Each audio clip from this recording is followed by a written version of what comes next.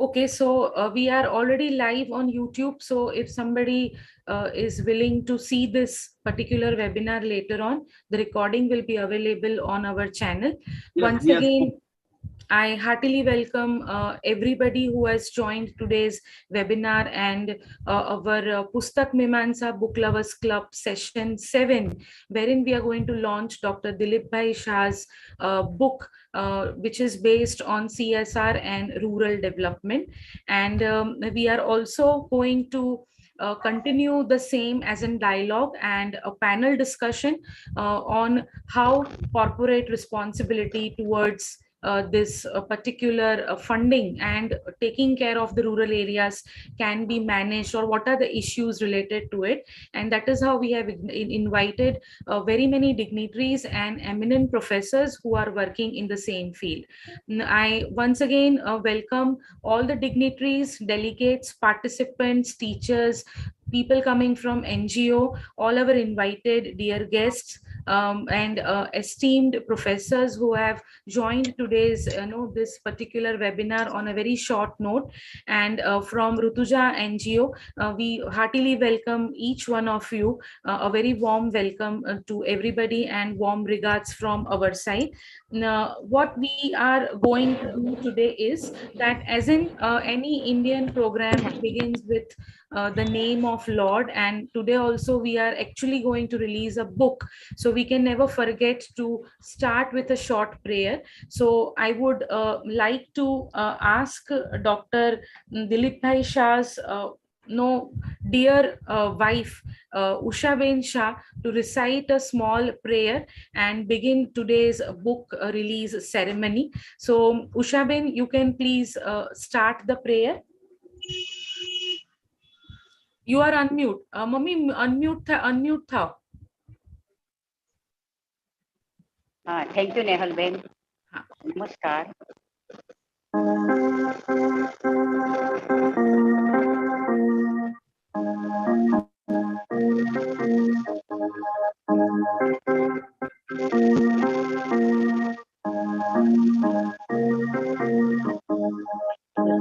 Dev Sutam Devam Kansajanuramardanam Devaki Paramanandam Krishnam Vande Jagadguru Gurur Brahma Gurur Vishnu Gurur Devo Maheshwara Gurur Sakshat Parabrahma Tasmai Shri Gurave Namah Tasmai Shri Gurave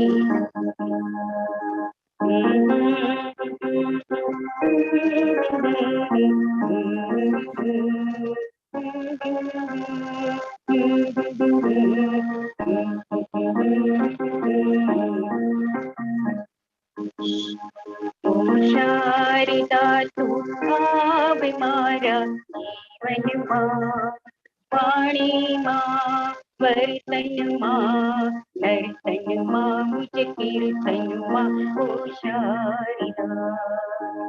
Sharida tu aave mara jeevan ma Vani ma Vartan ma Nartan ma Mujhe kirtan ma O Sharida मोर थई चवाजे मुझ जीवन वसंत मां मोर थई चवाजे मुझ जीवन वसंत मां वीणा ना सूरो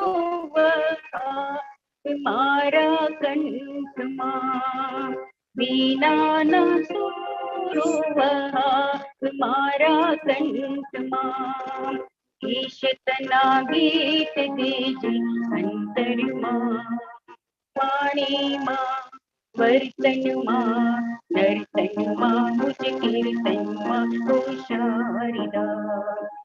शारदा तू आवे मारा जीवन मां वाणी मां वर्तन मां नर्तन मां मुझ कीर्तन मां ओ शारदा जगना आंगन मानाचू मोर लोबनी ने तारू जगना आंगन मानाचू मोरलो बनीने तारू विश्व पर छवाई जाऊं कृष्णा बनी विचारो विश्व पर छवाई जाऊं कृष्णा बनी विचारो पर जीवी शाड़ता अंबरी माँ वाणी माँ वर्तन माँ नर्तन माँ मुझ कीर्तन माँ ओ शारदा तू आवे मारा जीवन माँ वाणी माँ वर्तन माँ नर्तन माँ मुझ कीर्तन माँ ओ शारदा तानो रंग रहे रहे अंग अंग हयो बीजा तू रहे पांडु रंग रंग माँ हयो बीजा तू रहे पांडु रंग रंग माँ भक्ति नो रंग बरजे वंदन माँ वाणी माँ वर्तन माँ नर्तन माँ मुझ कीर्तन माँ ओ शारदा तू आवे मारा जीवन माँ वाणी माँ वर्तन माँ नर्तन माँ मुझ कीर्तन माँ ओ शारदा ओ शारदा ओ शारदा ओ शारदा ओ शारदा धन्यवाद Thank you so much for a lovely prayer. And now we shall move towards what exactly this NGO is about. So I would just like to give a very quick view about who and what Rutuja is about. So Rutuja Charitable Trust is just a new rising star in the field of working for social services. It began and it came into existence during COVID-19. Past 2 years, we have been running this registered NGO for the welfare of women, education, empowerment, and health section. Presently, we have four different segments wherein we are working with respect to this NGO. And these four sections are Relax at Rutuja, which is dedicated to mental and emotional health.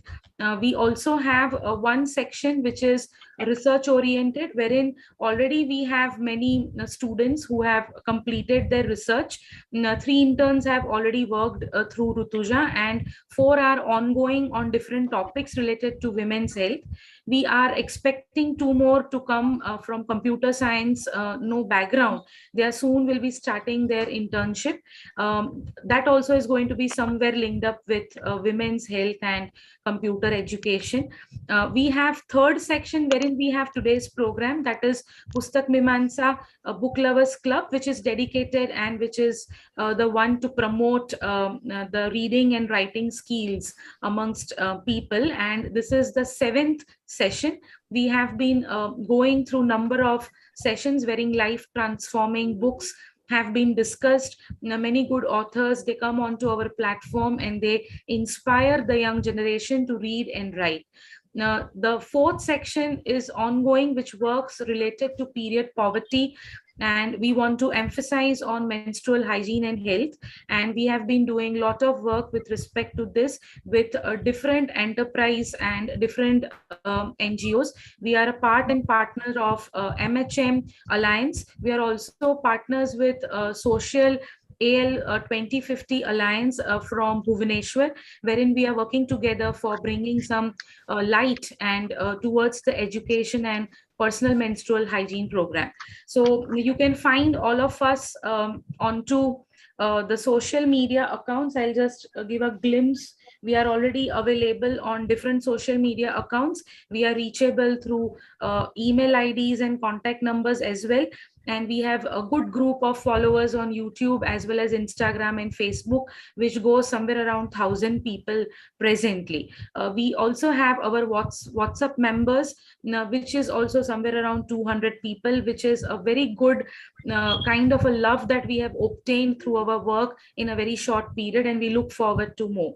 So besides Rutuja, today's no whole part or program is divided into two sections. So we will be discussing related to the book, and that is a release of the book of Dr. Dilip Arsha. This is his, as per my understanding, because he has written so many books, so I have listed out what exactly no the book is about.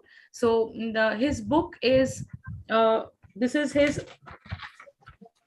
let me tell you clearly, this is his 18th book, and we are expecting four more books to come from Dr. Shah soon. And this book he is dedicating to his dear friend, Mr. Shri Vipin Goswami. He lost his best friend. They were friends past 65 years and more, and it's a sad demise during COVID. We lost Vipin Goswami ji. So Dr. Shah has devoted this book to his dear friend. He has been devoting all his books to his family members, including me. So we are happy when he produces a book, we get something to be written, on our name also. So his book is dedicated to his best friend, but it's all about his experience related to rural development and corporate social responsibility, which will be discussed soon. Not taking much time, I very warmly invite our today's guest of honors, Dr. A.M. Tiwari sir and Shri Ashish Gujarati sir. Now, for the participants who have joined us, let me just tell you something more about who A.M. Tiwari sir is. So A.M. Tiwari sir is a retired IAS from no past long year. He's based presently at Ahmedabad, and he worked for over 20 years in social sectors, including Gujarat CSR Authority. He has also managed Government of Gujarat's 3 flagship chemical companies.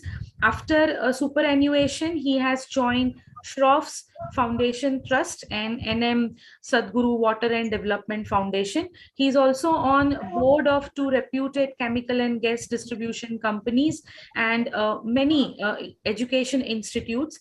He is also a part of social sector consultancy firm. So those who are involved at NGO or maybe some company sector level, we invite questions from you at the end of the session. You may please inquire with sir and get your queries solved through his experience. Welcome, sir.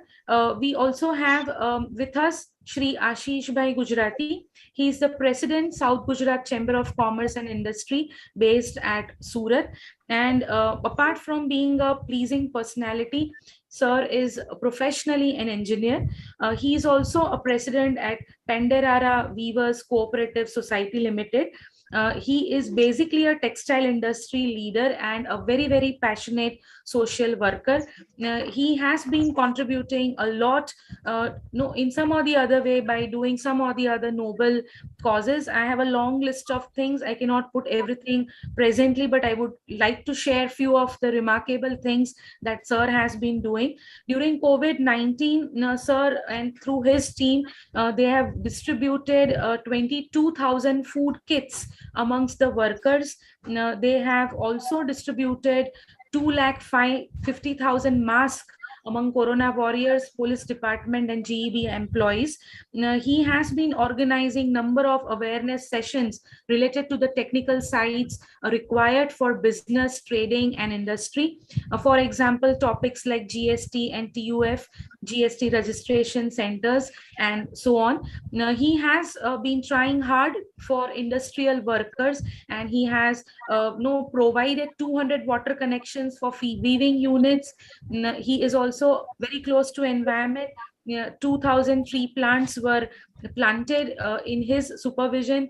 5,000 workers are given a group insurance scheme till date. So sir's work has been very inspiring and continuing. He believes strongly that excellence in Innovation and creation of a textile empire can be only built on fabulous values with various achievements. So that is his dream come no aspiration to go on and put the South Gujarat Chamber of Commerce ahead. So we welcome you once again, sir. And on that note, I would request both of you to please launch and release Dr. Shah's book.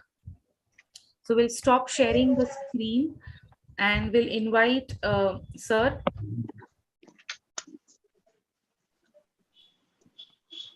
I'll also invite Tiwari sir.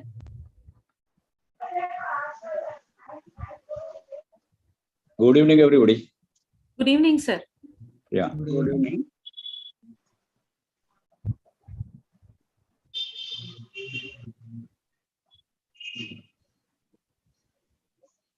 So we have Anand Mohan sir with us also.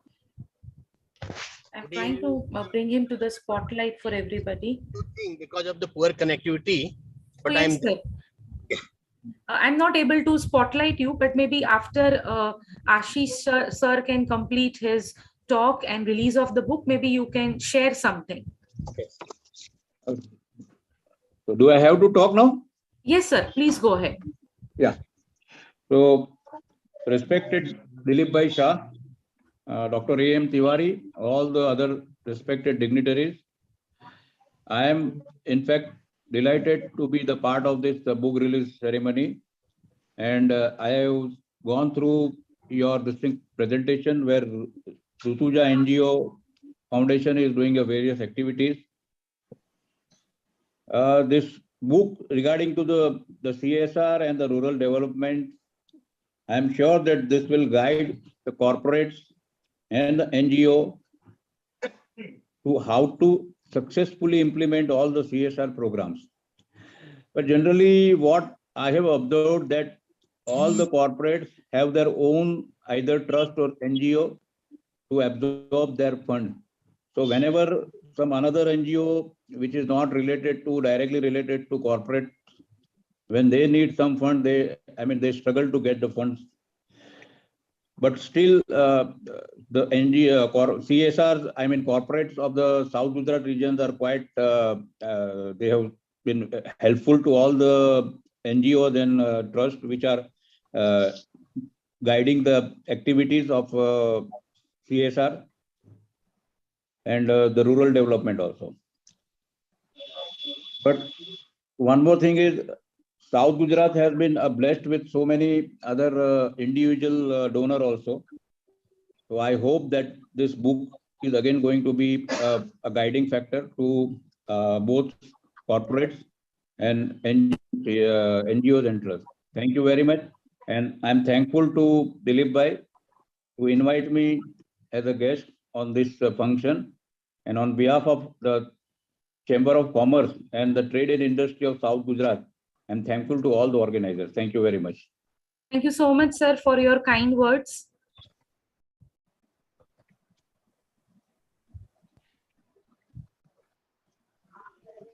So I would like Tiwari sir also to come on to the floor. Sir, अगर आप कुछ देख तो नहीं पाएंगे, पर अगर आप बोल लेंगे तो सुन सकते हैं हम. Yes, I'm connected with the audio at least. So I went through this book and I was told by Professor Shah that he's working on this book since last many years. And the book is actually fantastically written. He has traced the history of CSR, various stages, and how Tatas and Shroffs and other major industrial families have took to CSR long before this CSR became a statutory provision. And thereafter, he has analyzed the CSR rules as they got changed in 2021 through the changes in the Act and the rules. And thereafter, he has done another very good work of analyzing the work done by some of the very good NGOs. So this book can be very useful to the students, the social science students and rural development people. And it will also be a good guidance for the companies involved in high quality CSR. So, and I was pleasantly impressed with the say quality and the hard work done by Professor Shah. So at present, I had this much to say, and now the floor is yours, ma'am. Thank you so much for your kind words, sir. And we'll move ahead. We also had a small inaugural book ceremony with the Vice Chancellor at Veer Narmad South Gujarat University. So I would like to share few glimpses of the same. So I would request once again the slides to be shared.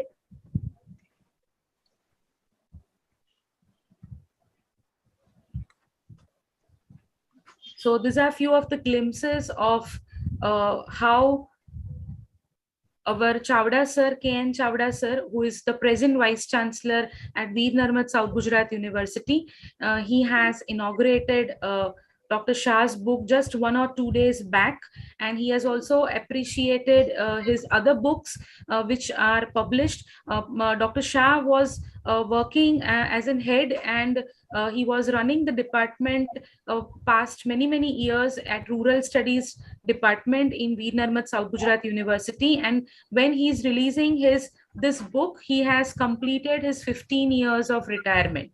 So on that occasion, he had a meeting with Vice Chancellor, and Vice Chancellor has also shared a short video for this. So I would request once again my friend to share the video to everybody.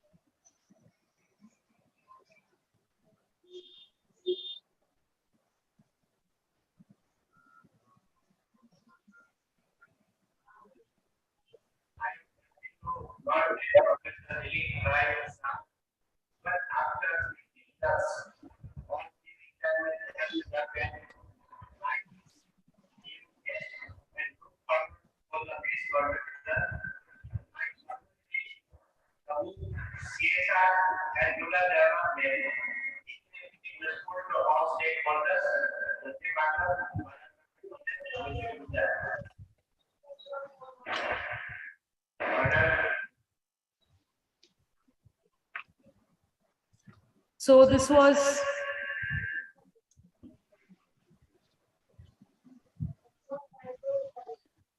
the release of Dr. Shah's book, and we appreciate his work. He has been into teaching past 40 years and research past 35 years. He has completed 40 research projects during his tenure of working as a professor. A lot of valuable scholarships and fellowships has been received by him. His first book was published in 1984, and then he has been unstoppable till the date. He is about to release 4 books. One of them is Random Reflections on Rural Development, Volume 2. Another book is Modern Architecture of India by Sri Aurobindo and Mahatma Gandhi, a comparative study. Now, there is yet to come, that is Sri Aurobindo and Sri Mother, a tribute, 2020. And last but not least, Gandhi on Economics, Development and Management, which he expects to complete by 2023. So we wish him all the luck, all the good luck for his good work.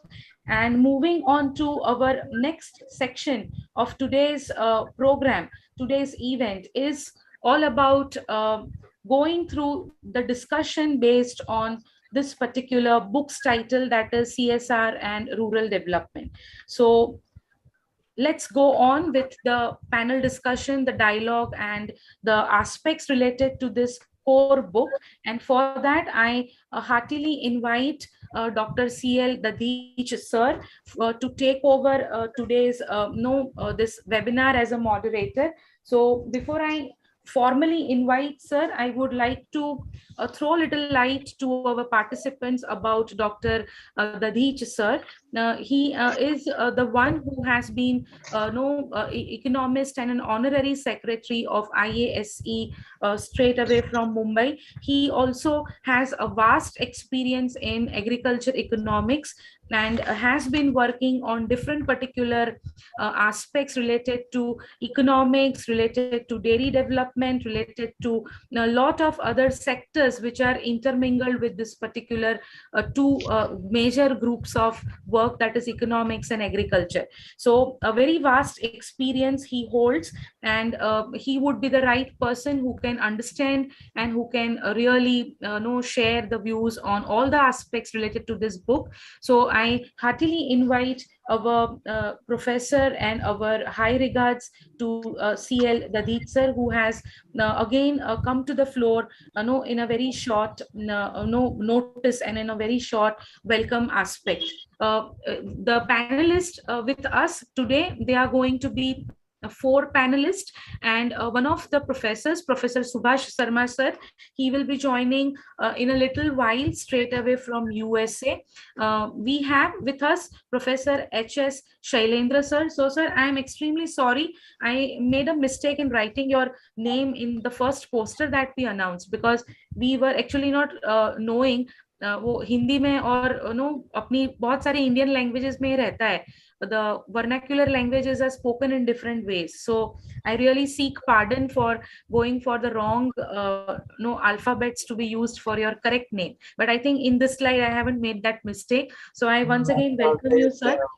After all, what is there in the name? Don't worry. But I believe in perfection. So at least names should be correctly pronounced and written. So I heartily welcome you, sir. So for our participants, sir is professor in social science area. He's from Institute of Rural Management, Anand, and he also owes more than 27 years of experience in teaching, training, research, consultancy, and academic administration. His areas of interest lie in rural development, poverty, rural livelihood, microfinance, rural finance, developmental theories, governance and development, local governance, and cooperatives. So we bring you a very, very authentic and a very vast experienced person for today's talk. To note to his contributions and to his achievements, he was awarded Dr. S.R. Sain Prize by Indian Society of Agricultural Economics for Best Book on Agriculture Economics and Rural Development, Diversification and Sustainable Rural Livelihood in 2012. So I have a long list of Sir's resume, and it's difficult to describe. He owes a lot of monograms, 2 books, lot of journal articles, book chapters, reviews, and whatnot. So it's better to listen to him rather than note his achievements. Once again, welcoming you, sir. We have the next panelist with us who will be joining us shortly, Professor Subhash Sarma, sir. He is Director, Indus Business Academy from Bangalore, and he is the one who promotes Indian style of management. So he is the one who has been writing many books. Few of his popular books are Western Windows and Eastern Doors of Management and Indian Management. And he is also the one who has written forward of our today's book release, CSR and Rural Development. So we will be looking to him when he'll be joining us in a short while.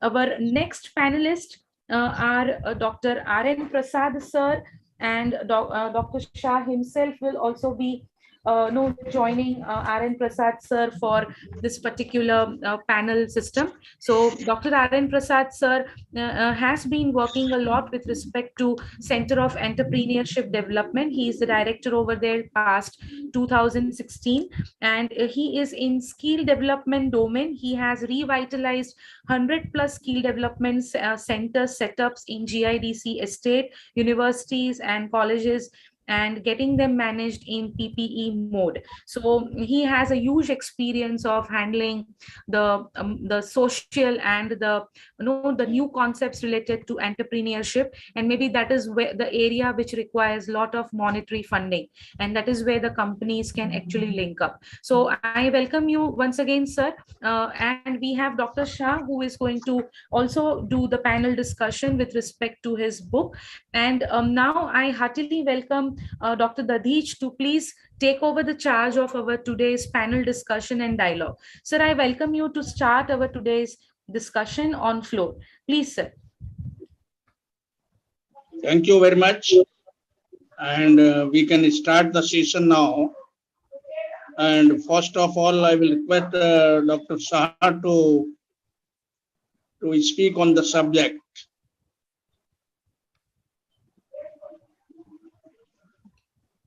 Dr. Shah, you are mute. You are mute. Unmute yourself. Unmute.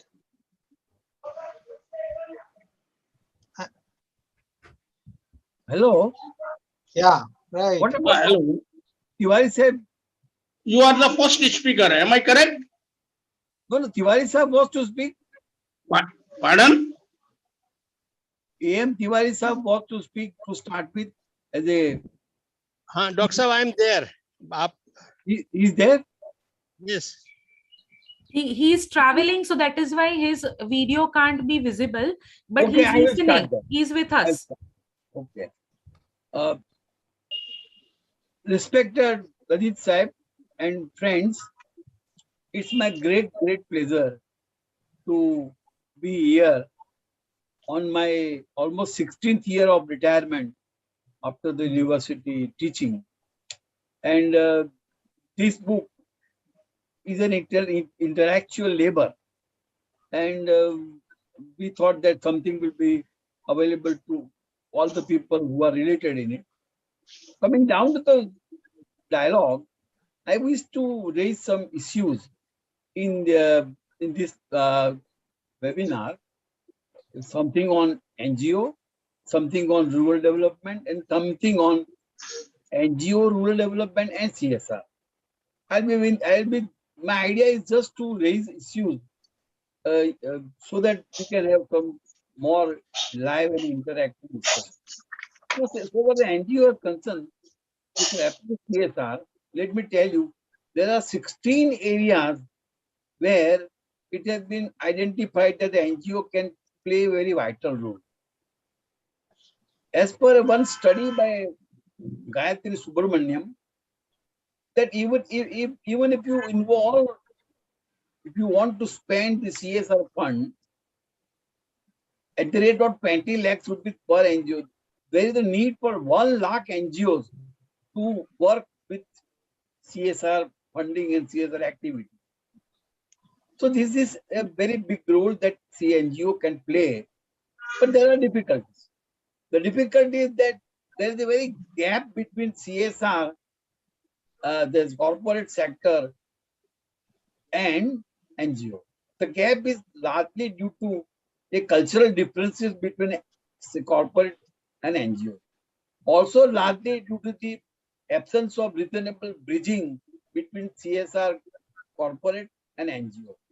And there is, there is something like a sense of distrust between these two partners, and that is also one important reason. However, there is a very high concentration of creditable NGOs or the established NGOs and CSR funding. I have seen the number of large NGOs which are running 40 to 50 CSR companies projects, while the middle class NGOs have no work to do in NGO, in CSR. That is a very vital issue. And of course, just as there are non-ethical CSR, there are non-ethical NGOs also, and that's the problem with us. So where the rural development is concerned, the clause 135 of CSR Act of 2013 and the Schedule 7 of February 28, 2014 has identified the 9 areas. Out of 9 areas, 4 are most vital for the rural development. Now, if you look at the CSR performance, if you look at the direct contribution of CSR in rural development, it is hardly 10%. But you will add into this various areas like education, health, sanitation, environment, etc., then the contribution comes down to 76%. But these include the urban area benefits and the semi-urban area benefits also. Now, in this particular, one interesting study has pointed out that if you look at the CSR funding, it can be so high that it can meet the educational and or health or or NREGA. The one program can be easily possible to resolve by the funding of CSR. That is the role of the CSR. And now there are many excellent models of CSR. Our Professor R.N. Sharma, R.N. Prasad ji has already brought out some case studies in my book. And there are a number of excellent models which are required to be replicated. Now, in this, this is rural development, and then the issues are then the issues related to the rural development. That is very important. That exclusive focus on rural development missing. We know in agricultural economics, agricultural development is the key sector of rural development. There is not much in the agriculture about the agricultural sector development in CSR. If you look at the structure of CSR activities, you find this. Then there is another problem also. There are problems of the development of the rural skills for the young people. There are problems of the agricultural entrepreneurship. All these problems are very important to promote the employment in rural area. But the contribution in that area is not very much. That is also a very big problem. Then there is the most important problem is the regional inequality. Those states which are very relatively poor states, they get much less benefits of the CSR funding than the developed states. There are only 5-6 developed states which are we are running CSR funding at the round of 60% of the CSR funding and activity. Another big question is the problem of inspiring districts. The government of India has now brought out the list of inspiring districts. These are the backward districts. Now, unfortunately, inspiring districts are more in number in backward area, backward state, rather than development. You will find the report tells us that hardly 9% of the funds are available to inspiring districts in the backward areas, while 55 to 60% money goes to the developed states. So this is the very important problem. Now, I would suggest that we can discuss here number of issues, but I will very quickly say something about possible things, that 2-3 things I know they are running short of time. One important thing is that the government should insist on the local NGOs for local areas, so the local NGOs can be possible to include in the whole process, and that is how we can have expansion of the NGOs in the rural development. Then very important thing is that there is the important thing that the government of India is trying to develop the SDG fund, SDG 330 as a part of the what they say localization of the sustainable development. The vision has been prepared, vision project. So CSR can be possible to relate to village level from that particular channel. Then there is the most important thing is that there are number of platforms which are available now, like CSR box and the NGO box and the even government of India authority and CSR authority, etc. That can be possible to do this work. But you see, another most important, that is very important, that new innovative idea is there. That now idea is to develop a social impact company, which would be like a CSR civil society collaboration. And this idea is very new. It was already implemented. It is implemented in the UK and US, and that has been recommended with a high-level review committee of CSR. But that is a matter of consideration. Only 2 points I'll say about the CSR now as it implemented. One is there is no any monitoring system of CSR. There is no any index, composite index of CSR, so that we can compare the interested performance, or we can say we can compare the corporate sector and other people also. Of course, there are CSR box from NGO, non-profit, or they are doing this CSR outlook and everything. But this is a very great problem. In fact, there is a problem of the impact studies and also. And last one is we must have some kind of social auditing of CSR, so that we can come to know what exactly is coming in. And one more last is that there is a very big problem of the non-ethical CSR. It is so much big that Ankit sir has brought out a very big study in Times of India, and it has been very much supported by the high-level committee also. That is why the government of India, it was recommended to government of India that these particular company acts to be amended in a manner so that those who do something wrong, it should be criminal punishment point, and there was a provision of 3 years punishment or 25 lakh rupees penalty and so on. I don't know for why the government has until now postponed these implementation. These are the issues which we have come across when we wrote the book. Thank you very much.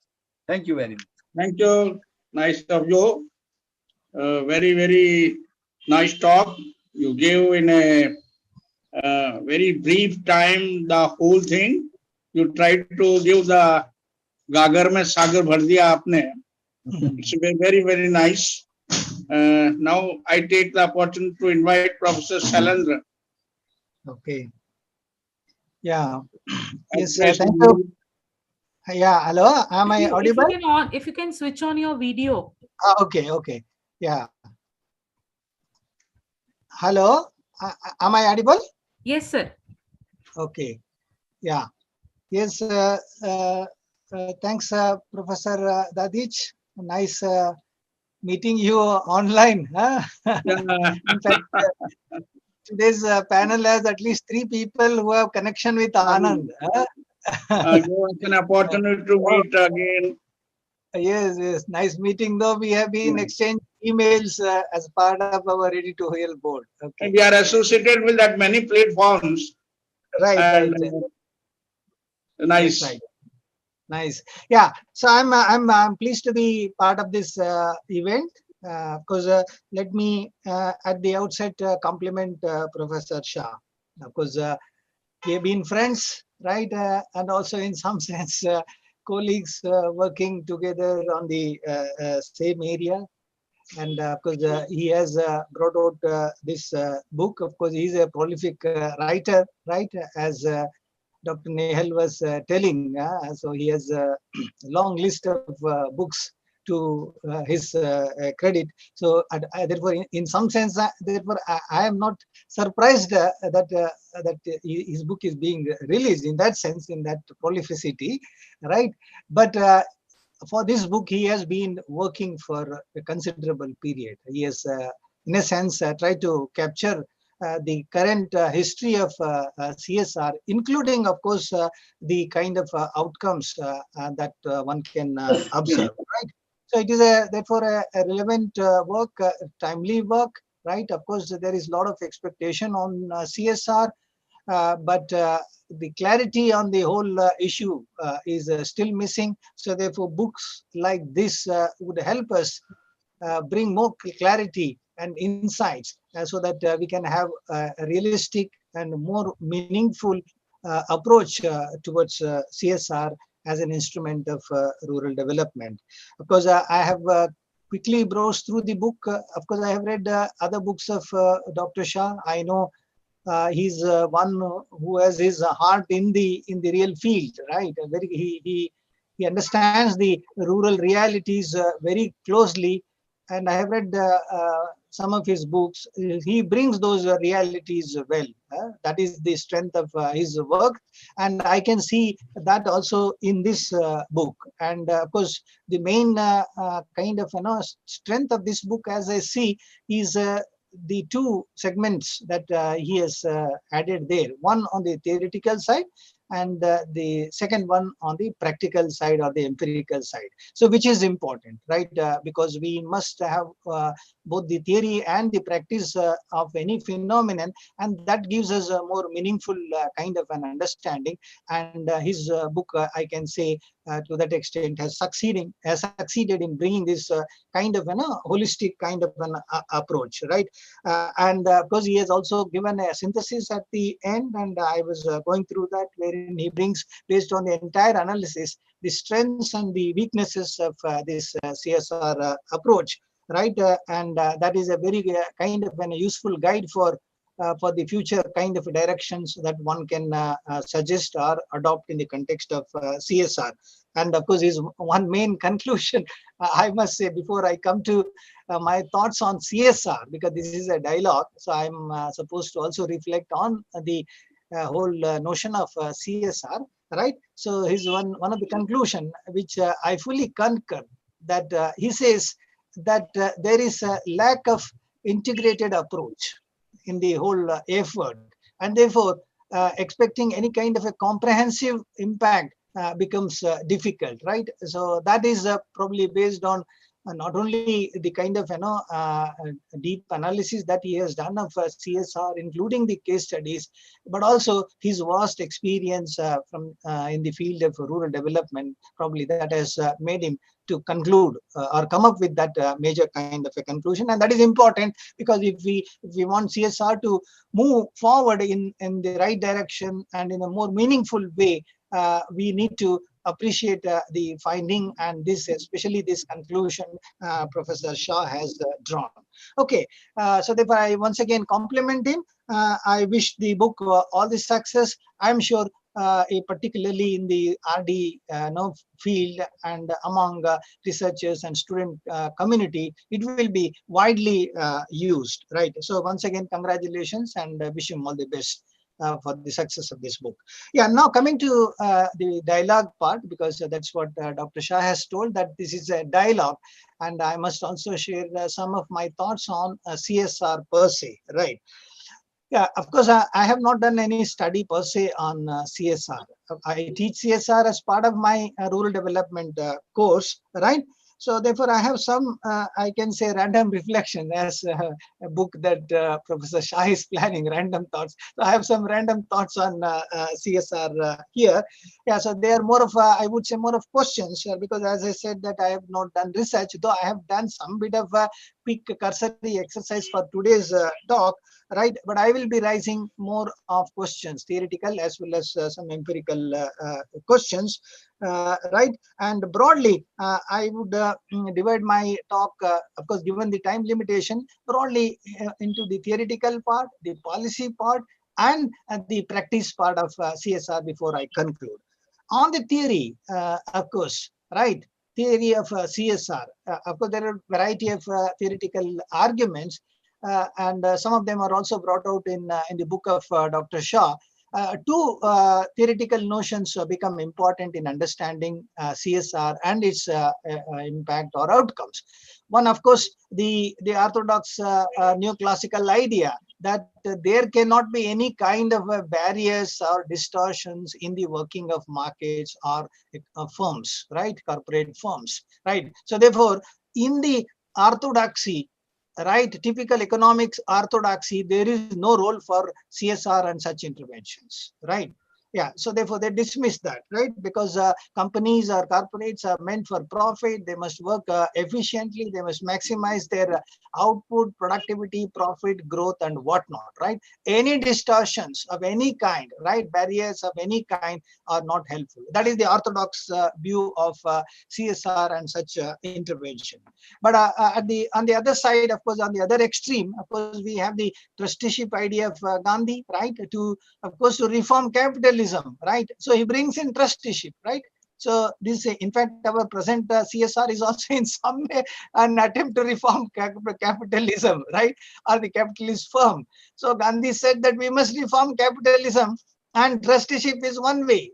They must, what is the way? They must share their profits, right? If they are not doing, then government must do it, right? So therefore, government must do it. So therefore, all the earnings, income, assets, property, they belong to society. They must be shared. That is the idea of trusteeship, which is there, right? But of course, we know how far that has worked, right? Of course, it's again an idealistic kind of an argument.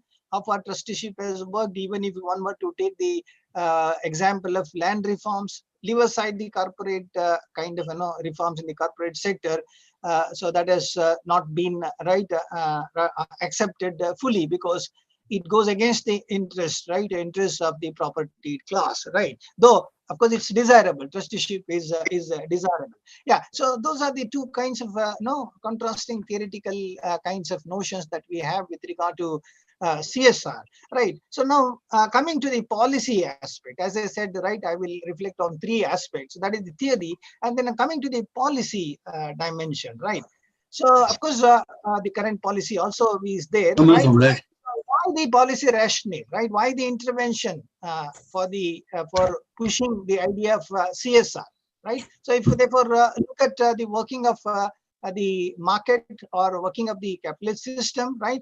Two things I would see as the factor leading to policy interventions, right? One, of course, is the basic problem of a challenge of market failure, right? So that is inherent kind of a problem, market failure, right? So which are due to various kinds of externalities, including, of course, in the field of environment, poverty, social development, and various other fields, right? Yeah, so market failures. So if they are not corrected, then these distortions continue, inequality and various other problems continue. So therefore, we need to somehow intervene to correct the market failure. So that is one kind of a rationale for any kind of intervention to reform the working of markets. Second, of course, is in the current context, particularly in the current context of reforms and structural adjustments, right? So of course, corporate houses, markets are being given more free hand. There's a lot of liberalization, etc. Right? So, and theoretically, of course, the approach of right enabling corporates to deepen their presence is what is called in the Marxian theory as the primitive accumulation. So therefore, the corporates, right, in their expansionist approach, resort to various kinds of accumulation, displacement, acquisition, etc., right, which theoretically called as primitive accumulation. But that brings conflict with the community, conflict with the society, conflict with the environment, right? There will be tensions. So and that's not going to help. Right, there will be a lot of agitations, a lot of protests, including like the farmers' protests, etc. So somewhere they need some legitimacy for this expansionist role, right? So how that could be done, right? So the legitimacy, right? So probably state through CSR says that, yeah, maybe you also do some kind of explicitly CSR kind of policies, so that you can engage with people and then gain some kind of a legitimacy. So that is the second kind of a rationale, right? A policy rationale. So that we have seen in terms of reforming the working of market or the corporate houses, right? And then make them become socially responsible. Right. Of course, when it comes to actual policy, right? So what are the ways by which the organizations or the companies themselves can become marketplace themselves become socially responsible? Well, So one way is what can be called as the basic social responsibility or basic corporate social responsibility, which is in their own primary domain, right?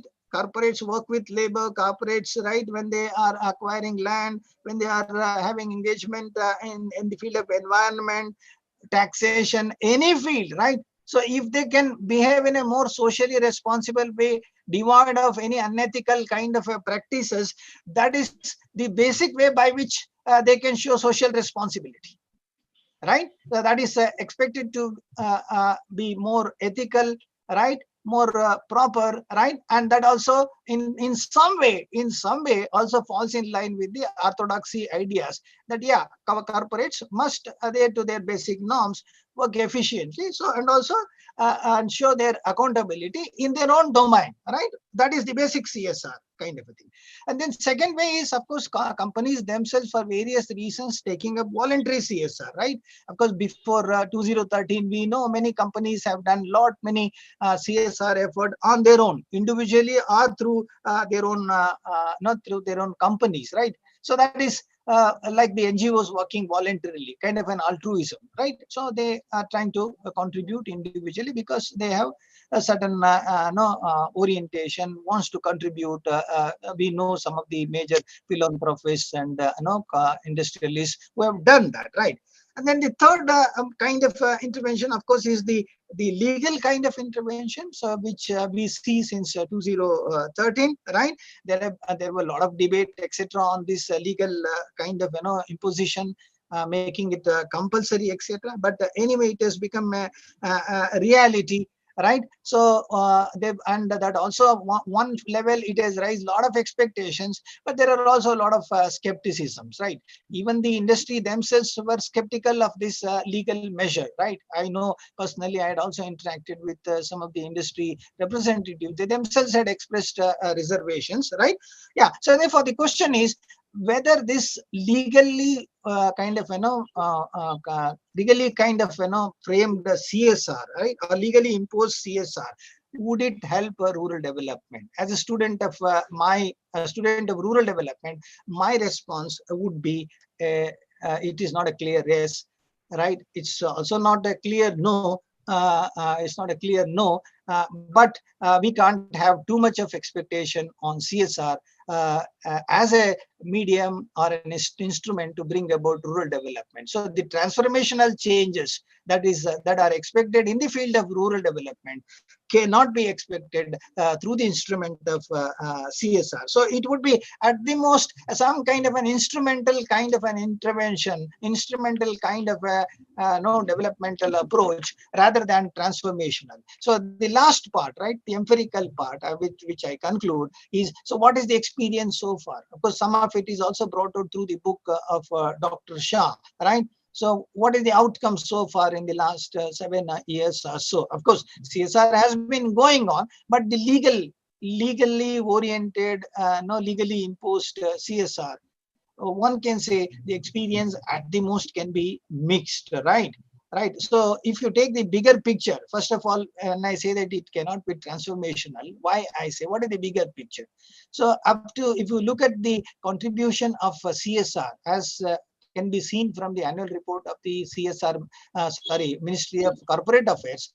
So far, CSR contribution has been of the order of 1.04 lakh crore in the last 7 years. On an average, it comes to about 15,000 crores per year, right?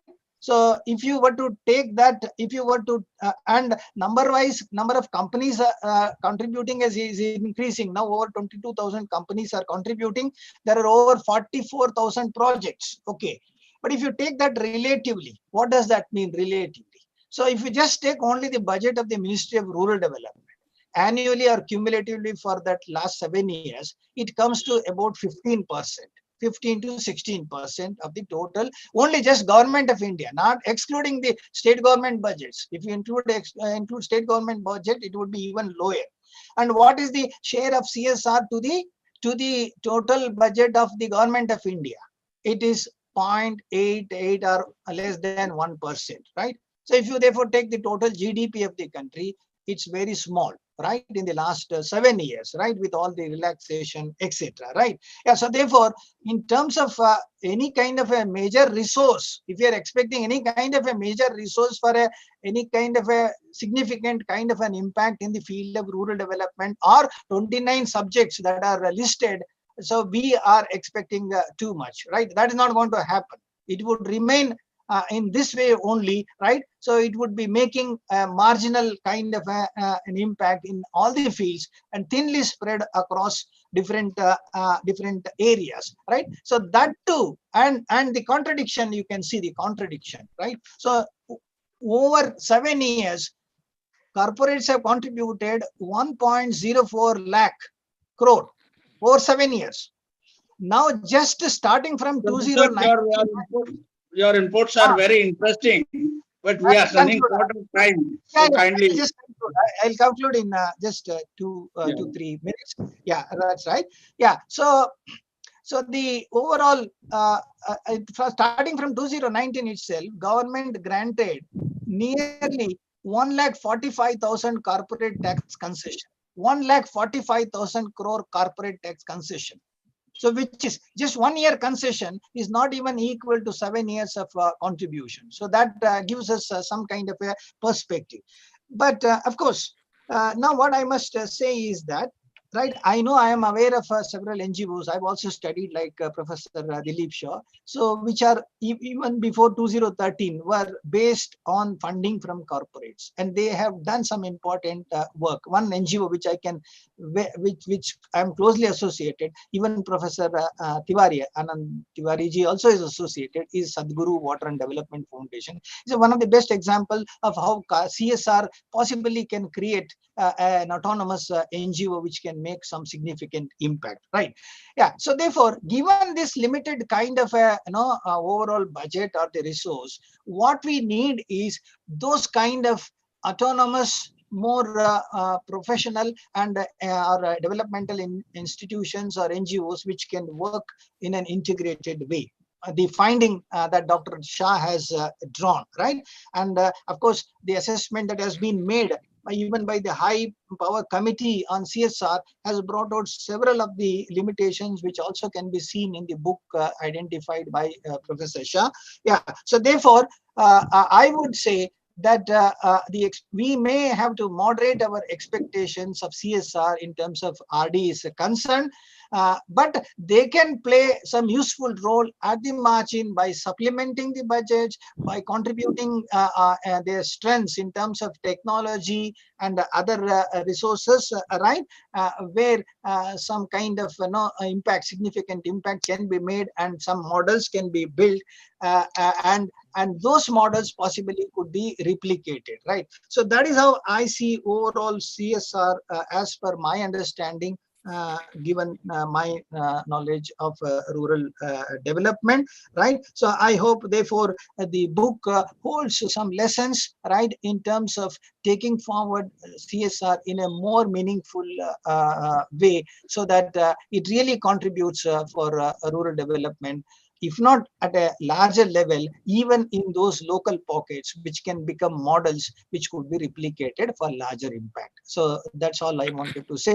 So I thank Dr. Ajit for giving me this time. So sorry, I might have exceeded my time limit.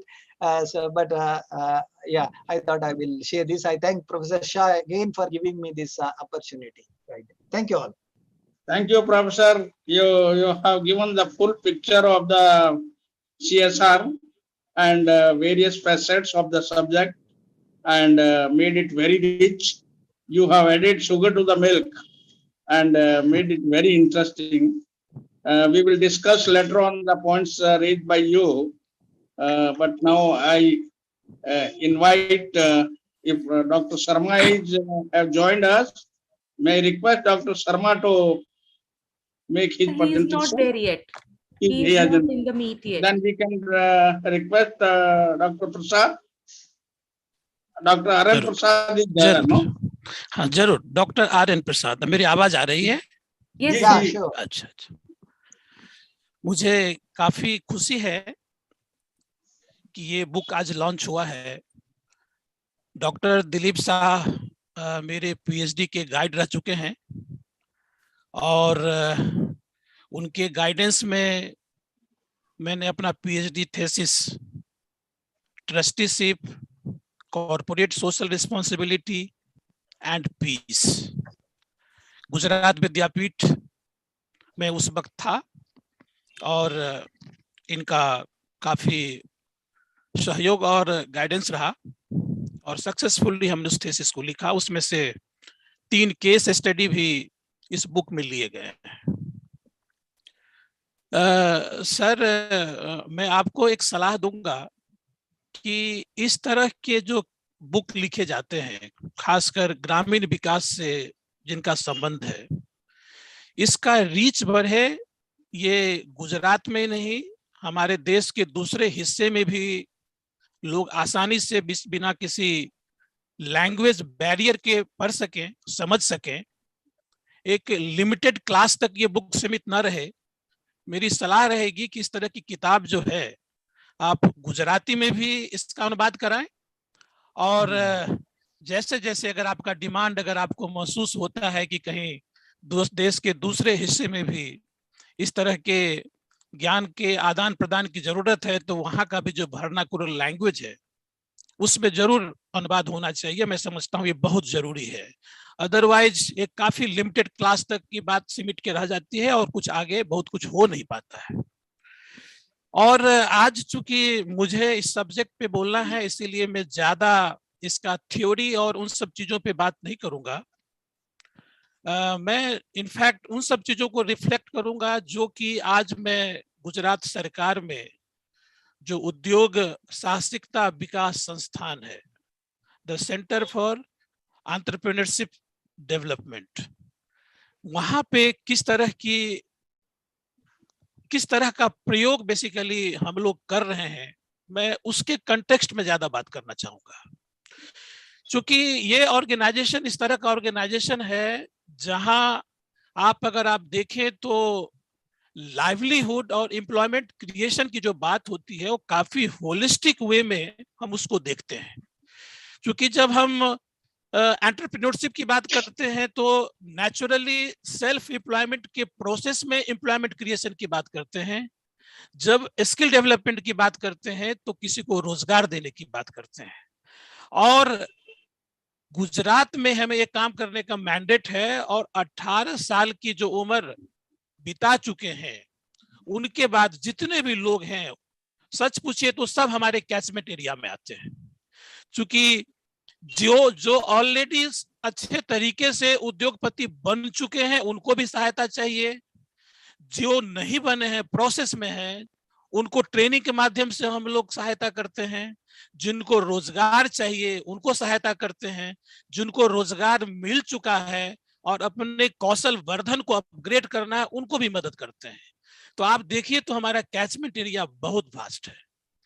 अब जब हम rural development की बात करते हैं तो मुझको personally जो मैं महसूस करता हूं और अपने प्रोग्राम के माध्यम से उसको इम्प्लीमेंट भी करवा रहा हूं, मुझे इस चीज का हमेशा जब कभी, चूंकि हमारा ये जो ऑर्गेनाइजेशन है वो उद्योग और खान विभाग से संबंध रखता है, हमारा पेरेंट डिपार्टमेंट है, तो कभी कभी ये पिक्चर लोग दिमाग में लेके चलते हैं कि इनको जो कुछ भी करना है वो कहीं ना कहीं फैक्ट्री, उद्योग या कल कारखाने इनसे संबंध रखने की बात है और लोग बड़े सीमित व्यू लेके चलते हैं। लेकिन ऐसा है नहीं। क्योंकि आज एमएसएमई सेक्टर की हम बात करते हैं तो एमएसएमई सेक्टर का डिफिनेशन बहुत वास्ट है और इसी आधार को ध्यान में रखते हुए जब हम ग्राम विकास की बात करते हैं तो 2 चीज मुझको जो काफी क्लियर कट नजर आता है, जहां कि आपको कोई नीड असेसमेंट करने की जरूरत नहीं है। क्योंकि जब आप सीएसआर फंडिंग की बात करते हैं या किसी तरह का अगर आप चाहते हैं कि हम कहाँ उनके पैसे को लगाएं, तो हमेशा एक नीड असेसमेंट का एक काफी ध्यान रखा जाता है कि आप कुछ भी करें नीड को ध्यान में रख के करें। नीड है, डिमांड है, तभी आप सक्सेसफुल होंगे। तो जब रूरल डेवलपमेंट की बात करते हैं तो मुझे 2 एरिया तो ऐसा दिखता है कि जहां पे आपको नीड असेसमेंट की जरूरत ही नहीं है, आप बिना उसको किए आगे बढ़ सकते हैं। कुछ देर पहले बात हो रही थी एग्रीकल्चर की। क्योंकि रूरल डेवलपमेंट में अगर आप एग्रीकल्चर की बात ना करें, आप सिंपली बात करें ड्रिंकिंग वाटर या रोड बन जाए, इलेक्ट्रिसिटी हो जाए, मैं इसको नकार नहीं रहा हूं, ये भी जरूरी है।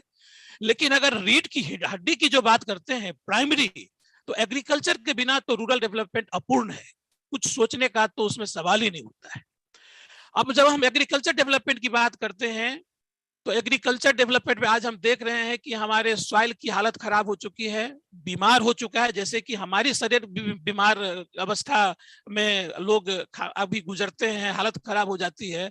तो आप गांव में अगर ग्राम विकास की बात करें तो सॉइल की फर्टिलिटी धीरे धीरे सब जगह कम हो रही है, केमिकल फर्टिलाइजर का जो यूज हो रहा है उसके कारण से। अब हम ऑर्गेनिक फार्मिंग का बढ़ावा दे रहे हैं, अभी एक हम नया नेचुरल फार्मिंग की बात करने जा रहे हैं। लेकिन देखिए, इन सब को बात करते हुए भी अगर आप देखें तो हम बहुत ज्यादा सक्सेसफुल नहीं हो पाए हैं, क्योंकि हमने मार्केट में उतना डिमांड जनरेट नहीं किया है। आज अगर आप ऑर्गेनिक प्रोडक्ट आप खरीदने के लिए जाएं तो इजिली आपको नहीं मिलेगा, इजिली नहीं मिलेगा। अगर मिलेगा भी तो उसका दाम, उसका कॉस्टिंग का बहुत बड़ा फैक्टर है, लोग एफोर्ड नहीं कर सकते हैं। तो एक तो मैं जो फील करता हूं कि अगर ऑर्गेनिक फार्मिंग, नेचुरल फार्मिंग की बात करें तो सबसे पहले कि इस फार्मिंग को हम करें क्यों, क्योंकि किसान भी किसी चीज को तभी करेगा जबकि उनको मार्केट में उस चीज का डिमांड हो। तो उस सेंस में हमने अपने प्रोग्राम में किसान जो वर्ग है उसको हमने उद्योग साहसी का दर्जा दिया है। हम उन्हें भी एंटरप्रेन्योर मानते हैं। हम ये मान के नहीं चलते कि वो उद्योग धंधे नहीं लगा रहे या प्रोसेसिंग प्लांट नहीं लगा रहे तो उनको हम क्यों उद्योग साहसी कहीं, नहीं, वो भी उद्योग साहसी है, बहुत बड़े ग्रासरूट लेवल के उद्योग साहसी है। और इस उनको बढ़ावा देने के लिए जो डिमांड का जो जनरेशन होना चाहिए, वो डिमांड जनरेशन के लिए हम आप जो भी लोग उनके प्रोडक्ट को यूज करते हैं तो हमें ये समझ में आना चाहिए कि क्या खाद्य है और क्या अखाद्य है, क्या खाने से हमारी सेहत अच्छी रहेगी या क्या खाने से हमारी सेहत खराब होएगी। जैसे देखिए, आजकल एक सात्विक आहार का भी काफी चल रहा है, इनफैक्ट हम लोग भी उसको प्रमोट कर रहे हैं। अब जब सात्विक आहार की बात होती है तो एक होलिस्टिक कंसेप्ट है कि आपका जो भी शरीर का जो निर्माण हुआ है, आप उसमें अगर ओरिजिनल रूप से, जैसे कि कहा जाता है कि अगर हम 3 टाइम खाना खाते हैं तो 2 टाइम आप खाना ऐसा खाइए जो ओरिजिनल फॉर्म में हो, मतलब कि आप उसको सीधे खा सके। जैसे फल है या जूस है, आपने उसको गर्म नहीं किया, आपने उसको पकाया नहीं है। तो कहते हैं कि अगर अच्छा स्वास्थ्य रखना हो सात्विक में तो 2 टाइम कम से कम खाना जो है आप इस तरह से खाइए कि आपको पकाना ना पड़े, और 1 टाइम पका के खाइए या मिक्स करके खाइए। लेकिन कम से कम आपके खाने में अगर उस तरह का, जैसे कि ग्रीनरी बढ़ेगी, सलाद बढ़ेगा या इस तरह के जो भी हैं, और वो भी अगर ऑर्गेनिक प्रोडक्ट है, अगर नेचुरल प्रोडक्ट है, तो आपके सेहत के लिए बहुत अच्छा है। अभी रिसेंटली मेरे को लगता है कि लास्ट वीक में हमने अपने नरोडा कैंपस में सात्विक आहार का एक परिचय देने के लिए हमने एक सेमिनार रखा था। 120 हमारी कैपेसिटी है, इतने लोग आ गए कि उनको अरेंजमेंट करना हमारे लिए बहुत मुश्किल हो गया। इसका मतलब है नीड तो है, लोग तो समझ रहे हैं कि गलत चीज का उपयोग कर रहे हैं। फास्ट फूड का जो जमाना है या प्रोसेस फूड जो खा रहे हैं उससे उनकी सेहत खराब हो रही है, कैंसर जैसी बड़ी बीमारियां उत्पन्न हो रही हैं। अब इस चीज को अगर हम लोगों तक अच्छे से पहुंचाते हैं तो एक नीड ऑटोमेटिकली जनरेट होगा, और जब नीड ऑटोमेटिकली जनरेट होगा तो फार्मर भी साहस करेंगे, और जब साहस करेंगे तभी वो उद्योग साहसी भी कहलाएंगे। तो मुझको ऐसा फील हो रहा है कि इस एरिया में डेफिनेटली काम करना चाहिए, फार्मर को उद्योग साहसी मानना चाहिए, और उनको डिमांड जनरेट करने के लिए बड़े मैसिव लेवल पे हमें एक तरीके से जन आंदोलन की तरह अपनी सेहत, अपनी रक्षा के लिए क्या खाएं ना खाएं, इन सब चीजों का प्रचार प्रसार होना चाहिए, और हमारे खाने में सात्विकता का अंश बढ़ना चाहिए, क्योंकि कहा गया है कि जैसा खाएंगे, जैसा अन्न वैसा मन। और ये बिल्कुल सही है, मैं भी मानता हूं कि आपका खाद्य पदार्थ आपके विचार के, आपके पर्सनैलिटी के, आपके थॉट को बहुत प्रभावित करता है।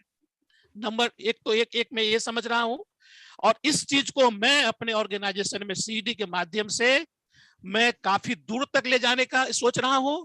इनफैक्ट अगर इकोनॉमिक्स में जो भी डिफिनेशन हो, लेकिन मैं तो हर एक हाउसवाइफ को भी उद्योग साहसी मानता हूं, भले उनका जीडीपी में उनके कंट्रीब्यूशन का महत्व न दिया जाए, चूंकि उनको डायरेक्टली कहीं से पैसे जो काम करती हैं घर में उसका कोई मॉनिटरी कैलकुलेशन नहीं होता है, तो हम जीडीपी में उसको कंट्रीब्यूट नहीं करते, लेकिन वो भी उद्योग साहसी हैं, पूरे परिवार की व्यवस्था उनके पास में है, पूरा परिवार का इकोनॉमिक्स उनके पास में है। मैं तो उनको भी उद्योग साहसी मानता हूं, और अपने प्रोग्राम में खासकर ये सात्विक फूड की जो मैं बात कर रहा हूं, मैं घर घर तक एक फैमिली में हर एक किचन एक सात्विक प्रयोगशाला बने, इस मुहिम को लेकर मैं वहां तक पहुंचने की तैयारी कर रहा हूं।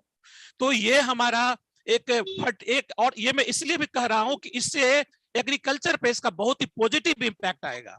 उद्योग साहसी तैयार होंगे, वो सोचेंगे कि इस क्षेत्र में काम करना चाहिए, क्योंकि डिमांड है, महिलाएं जागृत हो रही हैं, लोग जागृत हो रहे हैं, स्वास्थ्य के मामले में अवेयरनेस बढ़ रहा है, तो ऑटोमेटिकली उसका इंपैक्ट होएगा।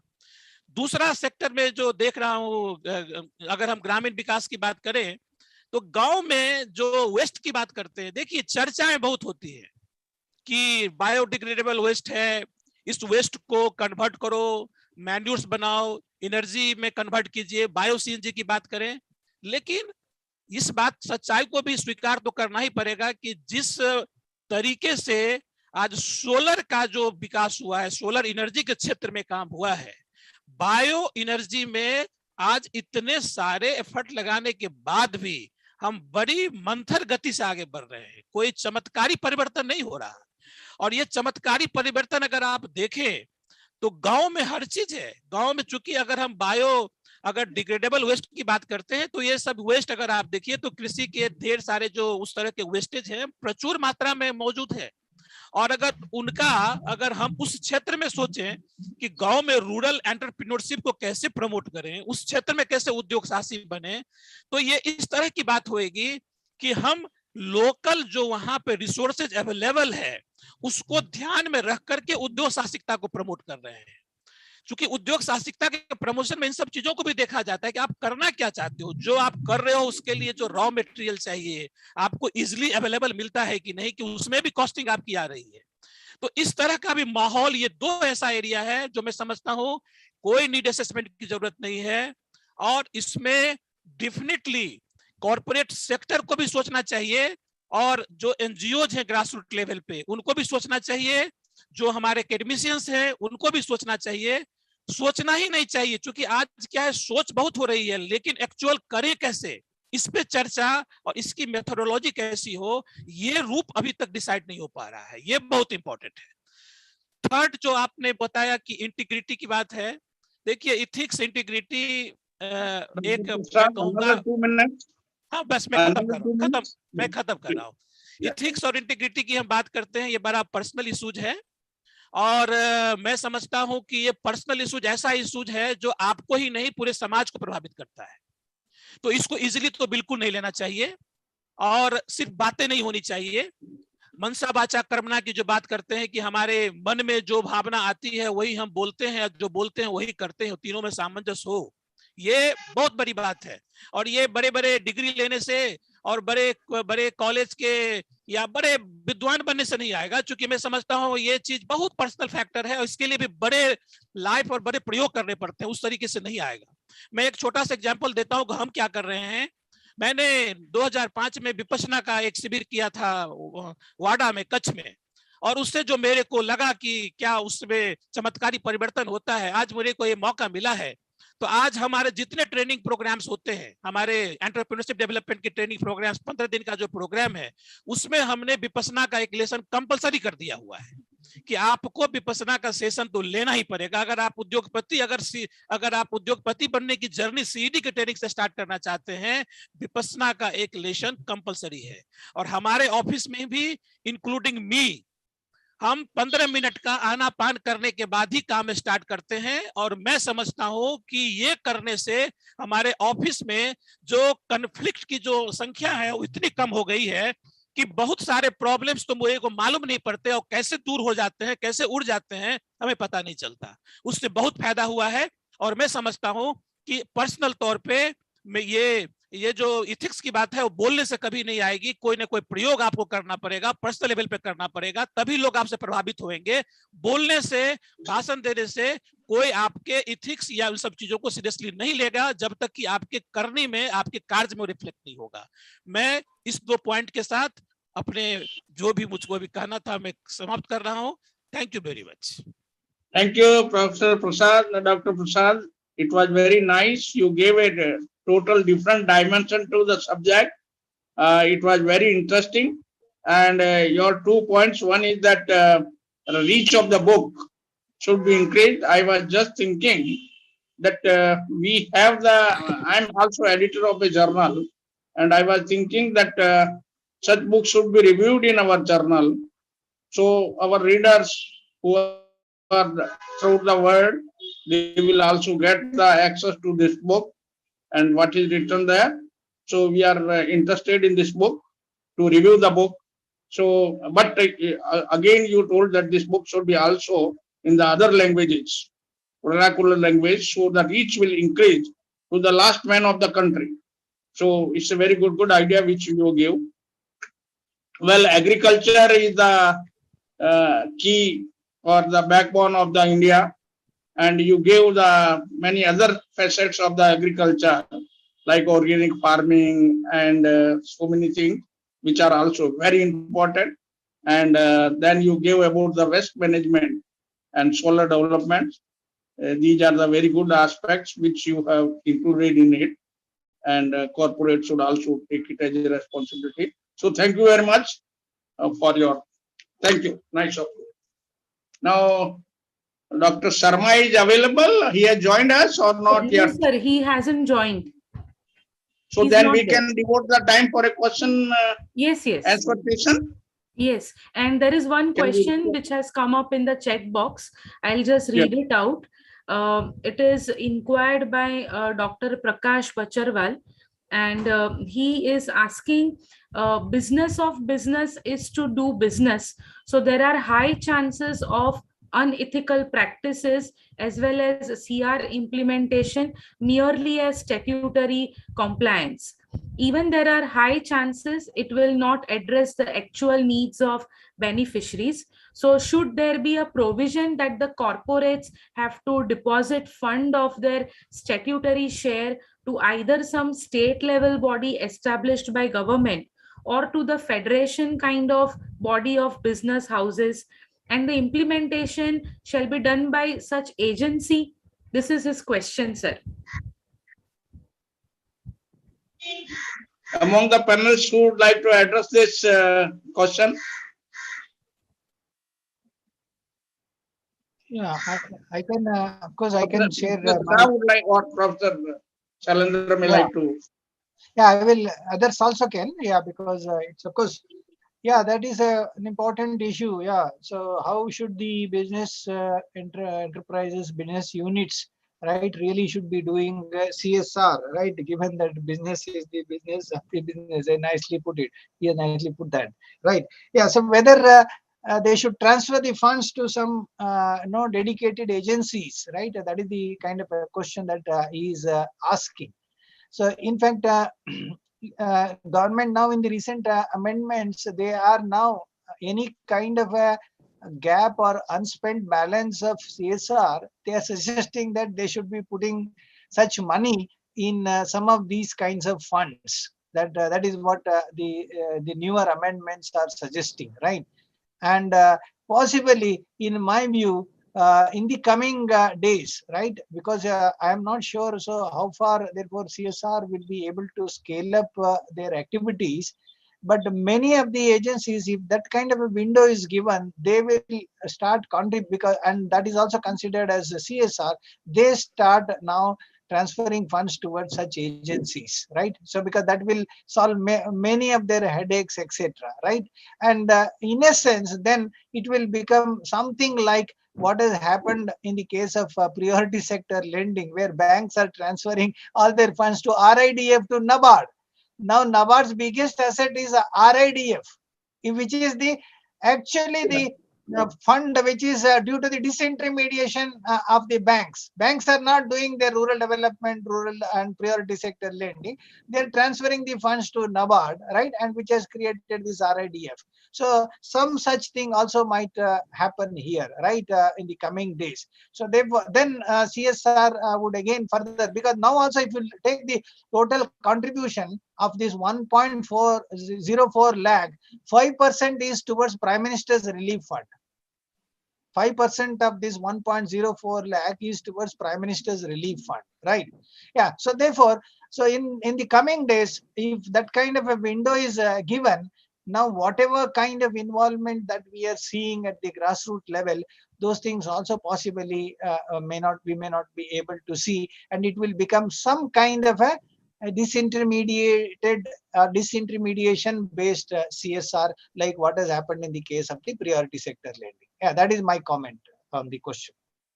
Actually, my observations are that in one of the producers company, I was director, and that producer company, instead of giving it to the society, or the farmers, it preferred to give the funds to the Prime Minister Relief Fund, so that audit objection may be not there, or there may be so many problems if they implement the scheme.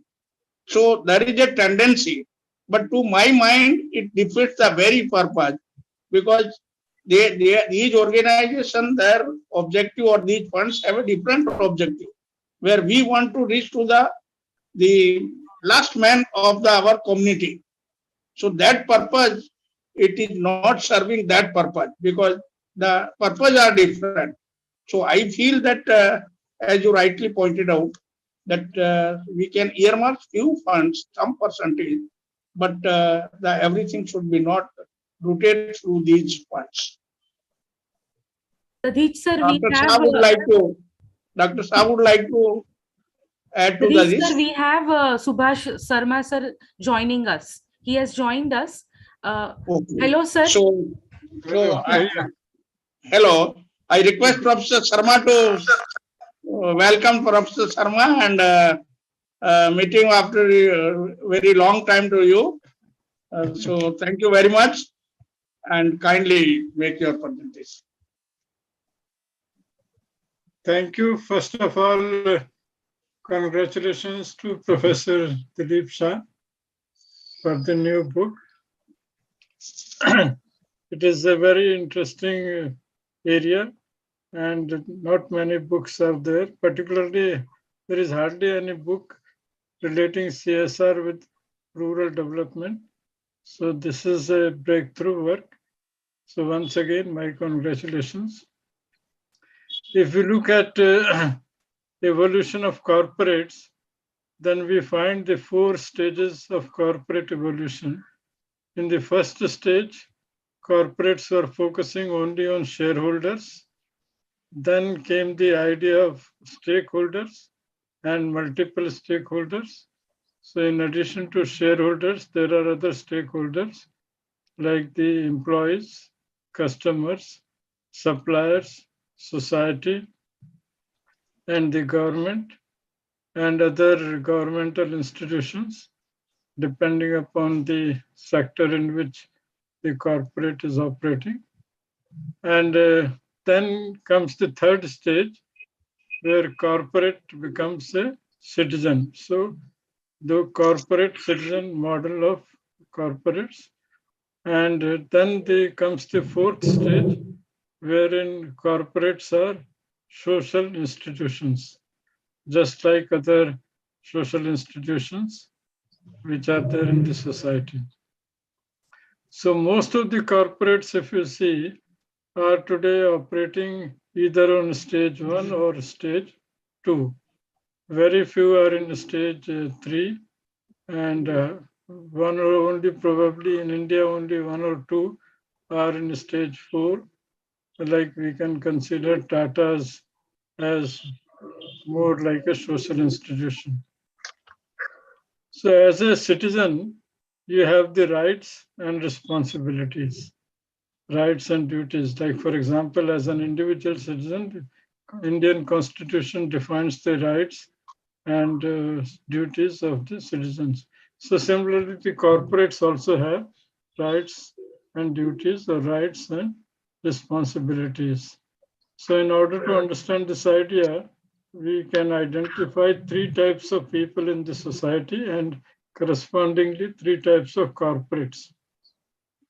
What I call the individuals for whom G by T ratio, G is to give and T is for to take. So G by T ratio is greater than 1. That means they give to the society much more than what they take from the society. Second is the G by T ratio is almost equal to 1. So it's like what they give to the society is equal to what they take from the society. And the third is G by T ratio is less than 1. So they only take from the society and do not give back to the society.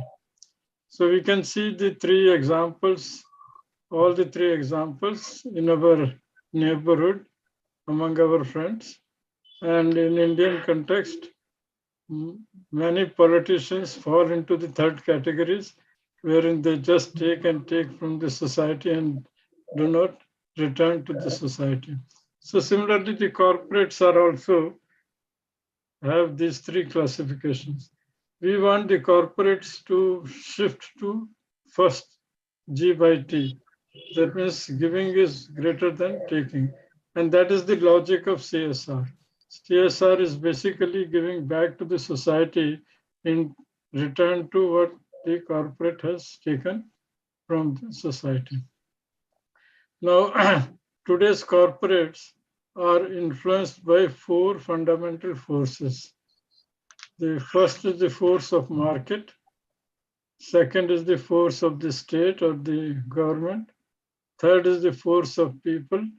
And the fourth is the force of self, individual, or the force of spirituality, you can see. To understand this idea, I will give you an example. Suppose you are in Delhi and you go to Connaught Place, so you experience the force of market. Then if you walk over to Parliament Street and go to Parliament, you experience the force of state. And if you go to Jantar Mantar and some dharna is happening there, then you experience the force of people. And if you go 200 kilometers to Haridwar, you experience the force of self. So all these four forces are influencing, and therefore the corporates have responsibility to achieve a balance between all these four forces. So force of people is also forcing corporates to take care of the society, and not only take care of the society, but also have concern for the ecology. So therefore, the corporates need a new model of thinking, and this is what we can call it as the 4E model. So in the 4E model, E is for efficiency, and second E is for equity, that is social equity or social equality. And the third E is for the ethics, and fourth E is for the ecology. So the ethical side is very important, and ecological side is also very important. And to implement the idea of ethical and ecological side, you need to have a spiritual concern. So the top management, if it is more spiritually oriented, then it will take care of all the four E's, not just the market or not just the profit.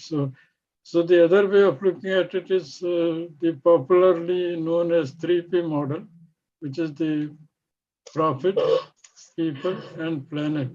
So the 4E and 3P model are interconnected, but 4E model is more comprehensive because 4E model also gives focus on ethics, which is the idea of good corporate governance. So therefore, the new corporate model is in terms of the three key ideas. One is the concern for profit. Second is concern for society.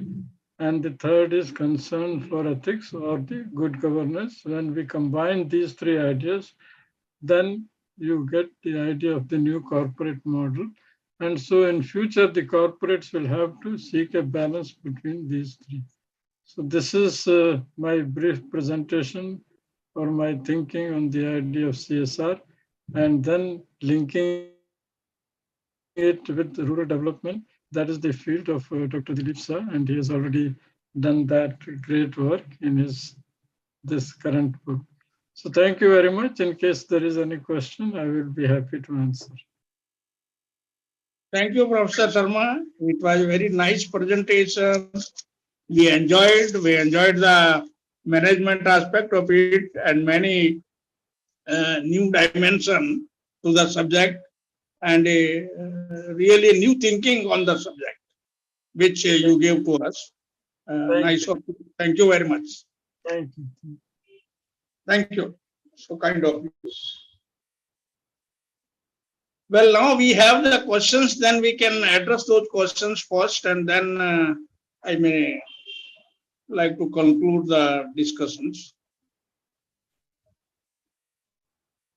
So participants are requested to ask the questions. You may unmute yourself and ask or write in the chat box.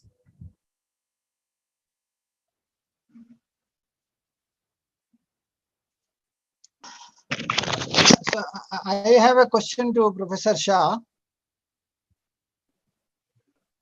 Hello. Yes, sir. Yeah. Please go ahead. Yeah. Please.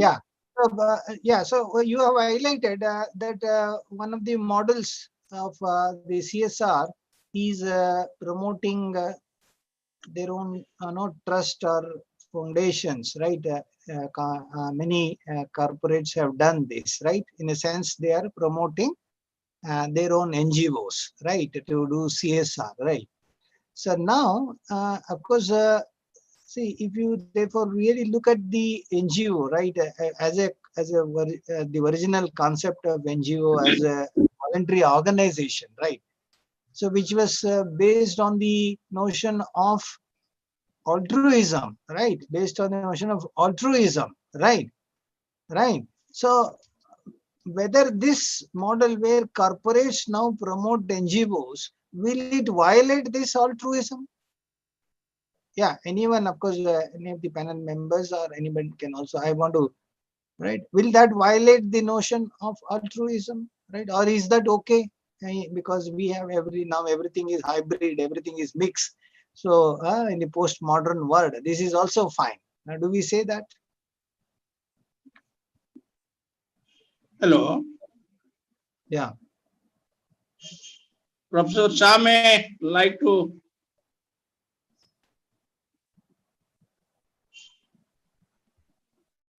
Yeah, give his unmute, opinion on this. Unmute, Professor Shah, you have to unmute. See, it is a matter of concept and classification of typical NGOs. Now, whatever data is available, it tells us that if we look at the CSR governance with different institutional structure, in the recent times, the role of NGOs in CSR governance, that is the management of the program, is increasing.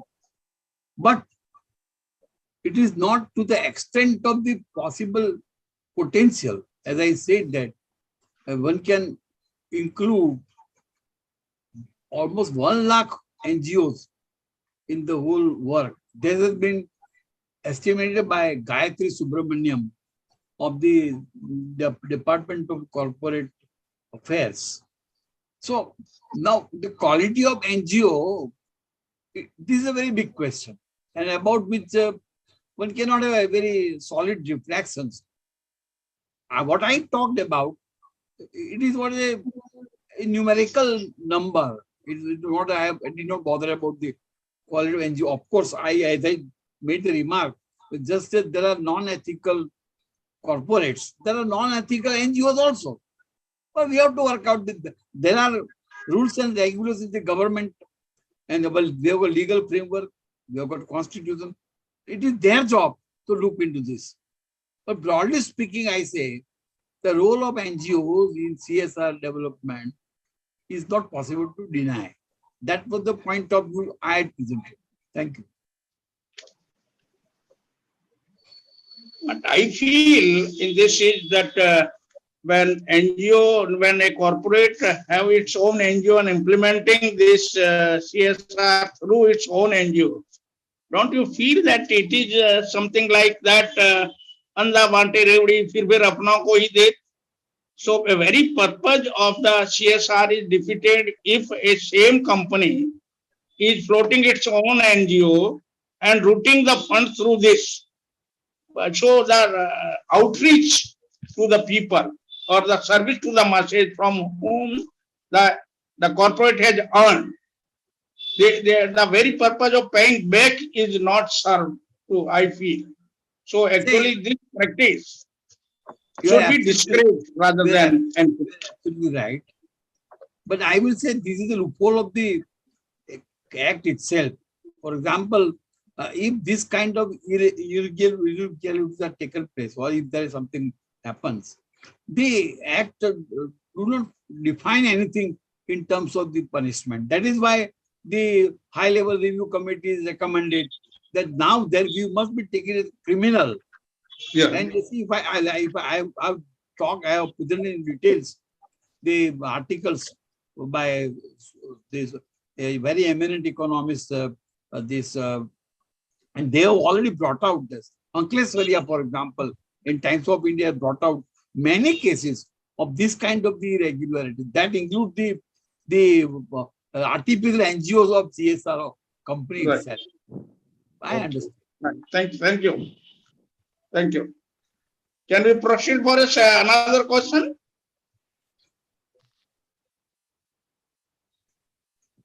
Hello. Sir, there are no questions in the chat box. I would like to have one presentation, one submission. I totally agree with Professor Shailendra. He has made an excellent presentation about the rural development in CSR. What I understand, that despite this, one has to expect something from the point of the rural development. It may not be a very big thing, see. It may not be having, if you compare the budgetary requirement and this, please understand, he has very rightly pointed out that we should not expect so much.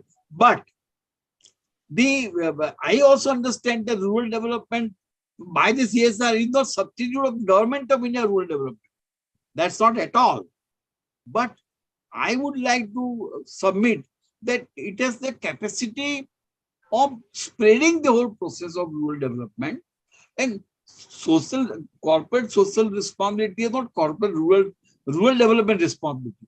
It is one of the many things that one can do.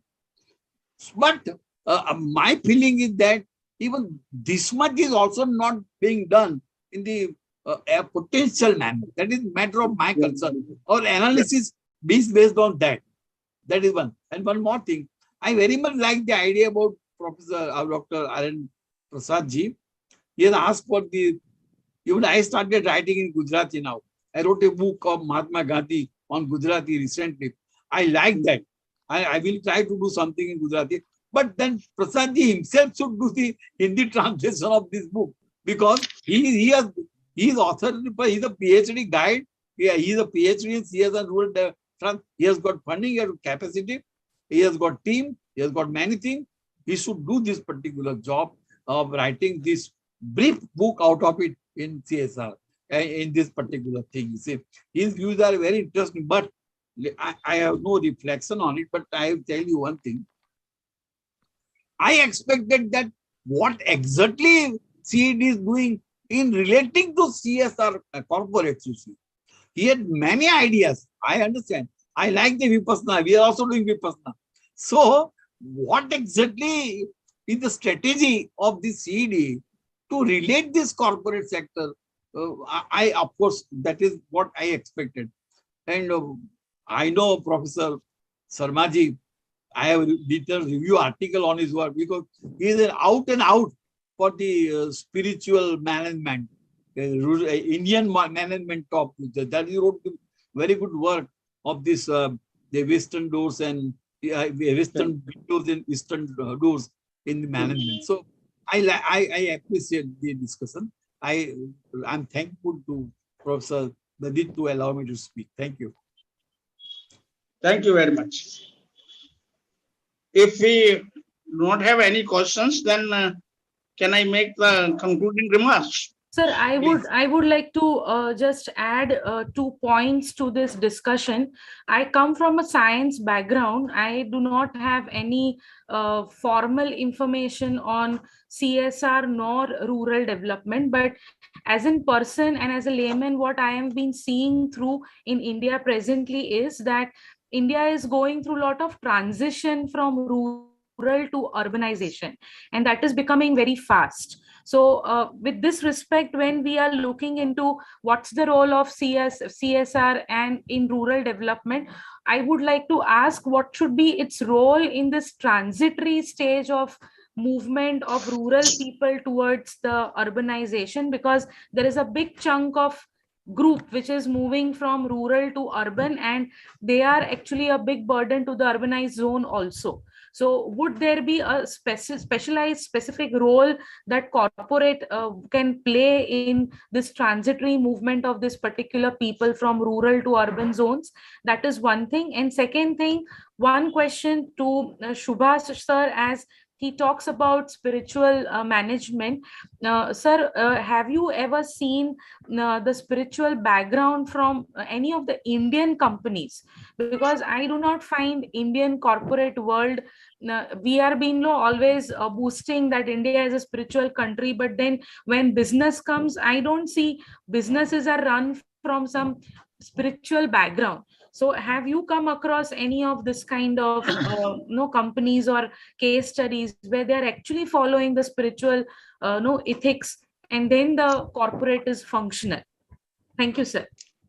Yeah. See, spirituality simply means making decisions from the higher level of consciousness.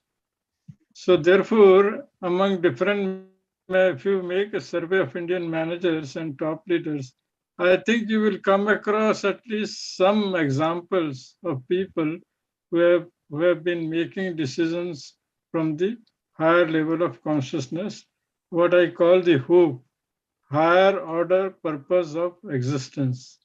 So, so you can see at least some managers, right in Gujarat, for example, Dr. Kurian created a hope for the farmers. So his example is one of the best examples of how the corporate social responsibility can be implemented. So if all the corporates in India start operating from some kind of a hope, so they have to identify the hope. So that is the idea of when we call spirituality in management. So it is a very simple concept. It's not a high fly spirituality, but a very manageable concept which we can implement in our day-to-day existence. Thank you, sir. Can I respond for your first question? Yes, sir. Yes, sir.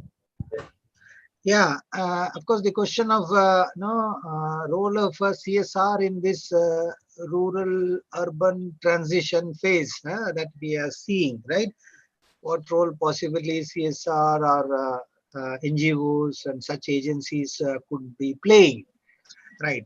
Yeah. So what I would say is, see, yeah, this transition is there. Of course, it's a long-term trajectory, right?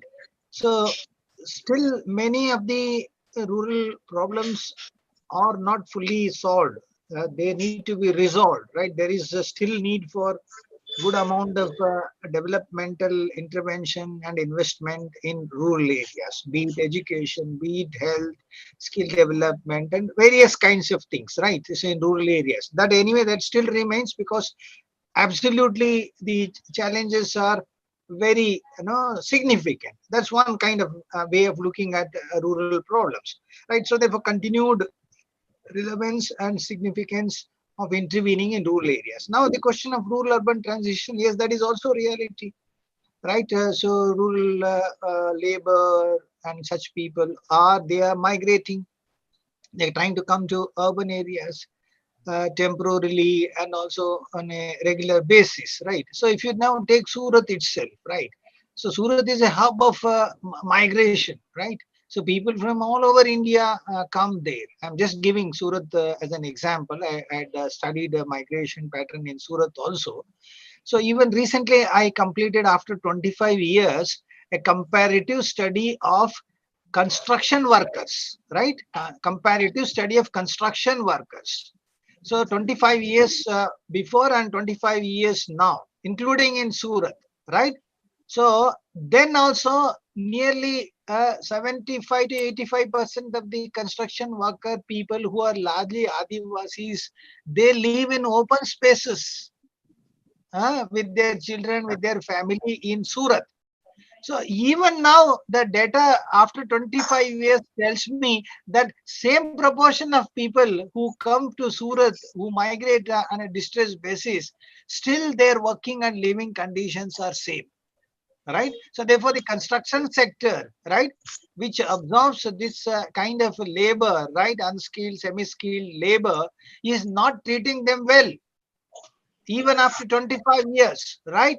So therefore, so NGOs, trade unions, and such other agencies, so they must also intervene there at least to improve the conditions, working and living conditions of such migrants who are there now caught in this transitionary phase, who are neither here nor there, right? So therefore, these kinds of newer challenges of migrants, slums, and such things could also be tackled by NGOs and workers associations. ठीक है नेहल बहन, मैं भी थोड़ा सा add करना चाहूंगा। Yes, sir. Please, please. आपने जो स्पिरिचुअलिटी की बात की कि कॉर्पोरेट सेक्टर में आपको स्पिरिचुअलिटी कहीं दिख रहा है कि नहीं दिख रहा है, आपका क्वेश्चन कुछ इस तरह का था। देखिए, मेरा ऐसा मानना है कि आप क्या मतलब किस टाइप का आपका काम है, मतलब कॉर्पोरेट में भी एग्जाम्पल दे रहा हूँ, चलिए एग्जाम्पल के द्वारा बोल रहा हूँ। जैसे कि अभी रिसेंटली पेपर में टाइम्स ऑफ इंडिया में आपने पढ़ा होगा, अगर पढ़ा है तो, कि वर्ल्ड हलाल डे मनाया जाता है। आप समझ रहे हैं, वर्ल्ड हलाल डे। हलाल का मतलब जैसे कि किसी जानवर को काटते हैं ना, उसको हलाल बोलते हैं। अब इसमें ऐसा था कि जो लोग एक्चुअल में मीट खाते हैं, मांस खाते हैं, तो 9% ही उनका कंट्रीब्यूशन है इस हलाल इंडस्ट्री में, और बाकी कंट्रीब्यूशन जो आता है, आप सरप्राइज हो जाएंगे कि जान कर कि जो इतनी फेमस सेक्टर्स है, जैसे फार्मास्यूटिकल्स, कॉस्मेटिक्स, फूड, बिवरेज, ये जो इंडस्ट्रीज है, ये ज्यादा कंट्रीब्यूट करती है जानवर के मतलब उसके काटने में, हलाल करने में, उनकी हत्या कर करके, और जो ये इंडस्ट्री जो है सो फल फूल रही है।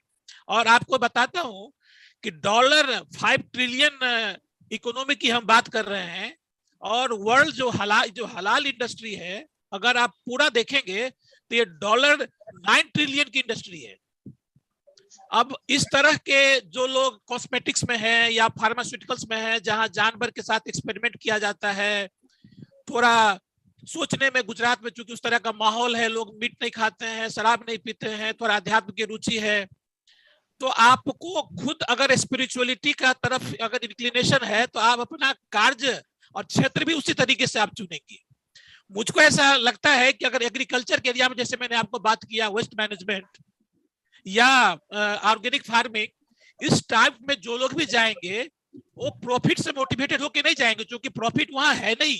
अगर आप सोचेंगे कि फार्मास्यूटिकल की तरह प्रॉफिट वहां होगा, होने वाला नहीं है। तो वहां जब तक आपका स्पिरिचुअलिटी का इंक्लिनेशन नहीं है, तो इस टाइप के आप एंटरप्रेन्योरशिप वेंचर में आप जा ही नहीं सकते। तो आपको खुद पता चल जाएगा कि किसको किस तरह की इंडस्ट्रीज स्पिरिचुअली इंक्लाइंड है और किस तरह की नहीं है।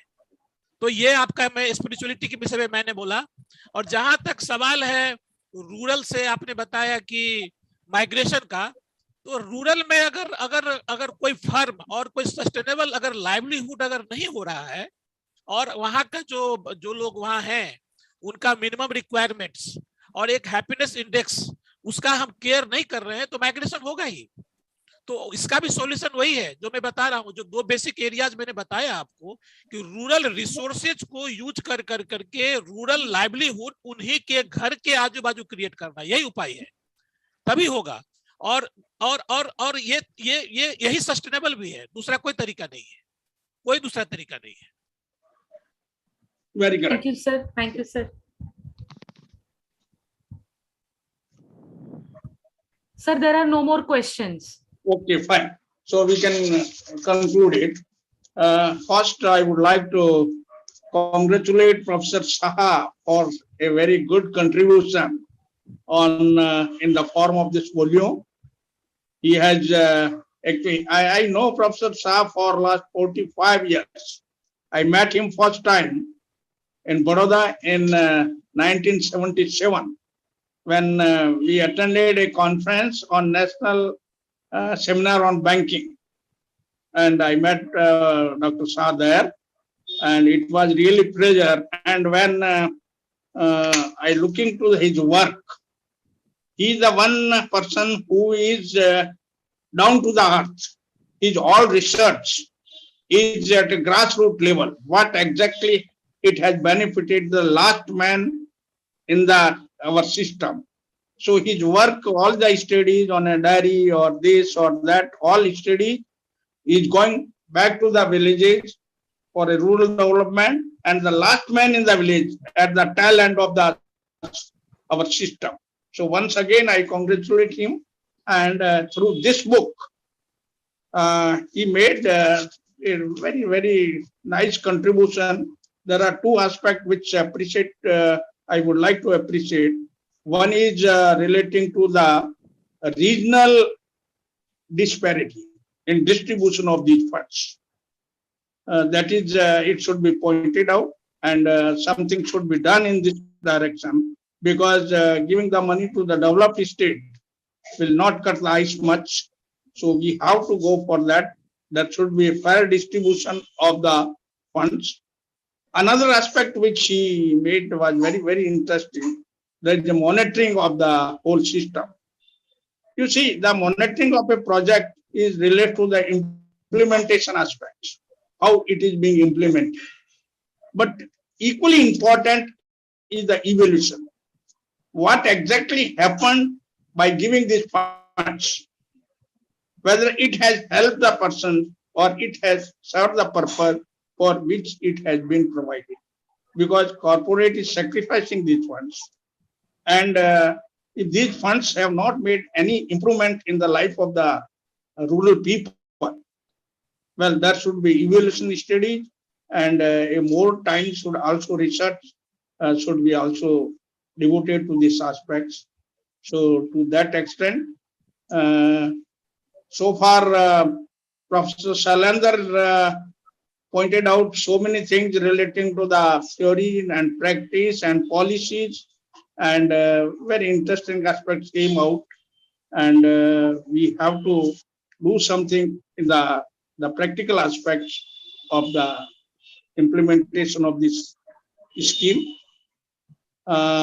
Professor Prasad, Dr. Prasad has also given a lot of insight into the subjects, and well, we should develop the agriculture, because agriculture is the backbone, and without developing the agriculture, we cannot make anything, and there would be migration. If agriculture is developed, if rural area industries are developed, and then the life in the rural area would be comfortable, and people will not migrate to the cities, and there would be prosperity throughout the country, because otherwise there would be island in the country, that Surat is prospering and villages are say another 10 miles out of the Surat is the darkness. So we have to look into this aspect. Rural development is very, very important. And Dr. Sharma, actually, the spiritual aspects, many times I feel that if we have a head only and no heart, then no purpose is served. The heart is more important than the head. So we should use our heart through the head. Not you should use our head through the heart, so that we are reaching to the people and serving the purpose of the society or the welfare of the society.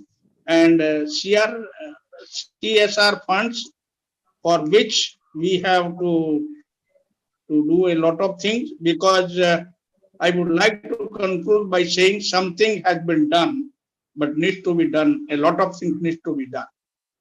कुछ हुआ, थोड़ा कुछ हुआ है, but बहुत कुछ करना बाकी है. सही है. So with this and the outreach, yes, I agree that unless we have outreach, the reaching to the people and this literature itself.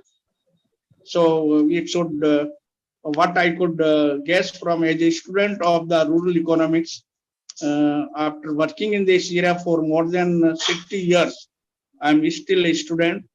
I'm learning, and I learn a lot through this conference also, this webinar also. So thank you very much, and I enjoyed the presentation of all the panelists. Thank you very much. Thank you so much, sir. Thank you so much. So I'll request Dr. Shah to give the vote of thanks and end today's webinar.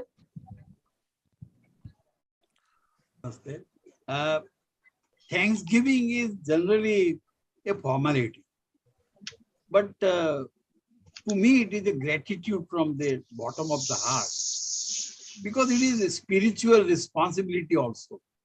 It's a spiritual obligation.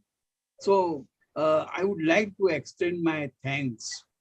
I am very, very happy that you have given me a feast of my 15 years retirement period.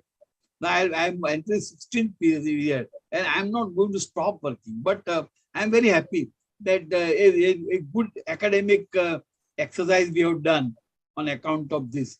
And publication of book and other is not unusual to us. But I took the occasion to do this particular dialogue. And I'm very happy that we could get a person like Professor. I could not get Dr. A.M. Tiwariji, must be his own problem, but he was there. He had already told me, he sent me this particular message.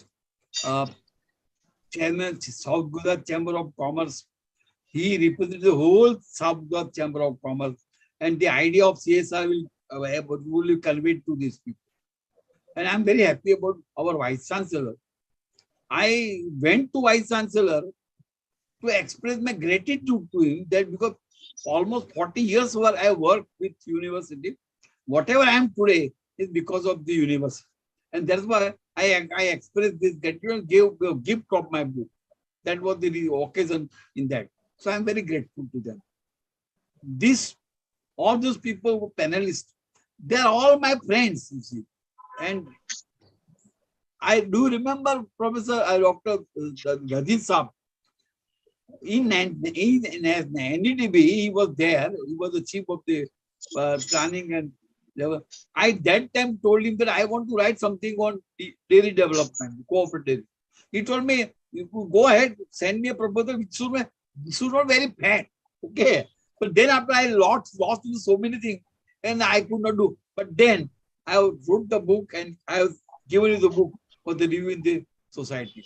But I am very, very much thankful to you, sir, that you have joined us and guided us very well, and it is very, very inspiring. So far as Shailendra is concerned, he wrote a foreword of my book on dairy, and he's a very close friend of mine. We have got continuous interaction, and we go to Irma and discuss this matter. He's also very spiritual by honesty. He's a very honest and sincere person. R.N. Prasad, by chance, was my student. He wanted to do some PhD on the Gandhian studies, and nobody was available. So the Vice Chancellor wrote me a letter that please do something.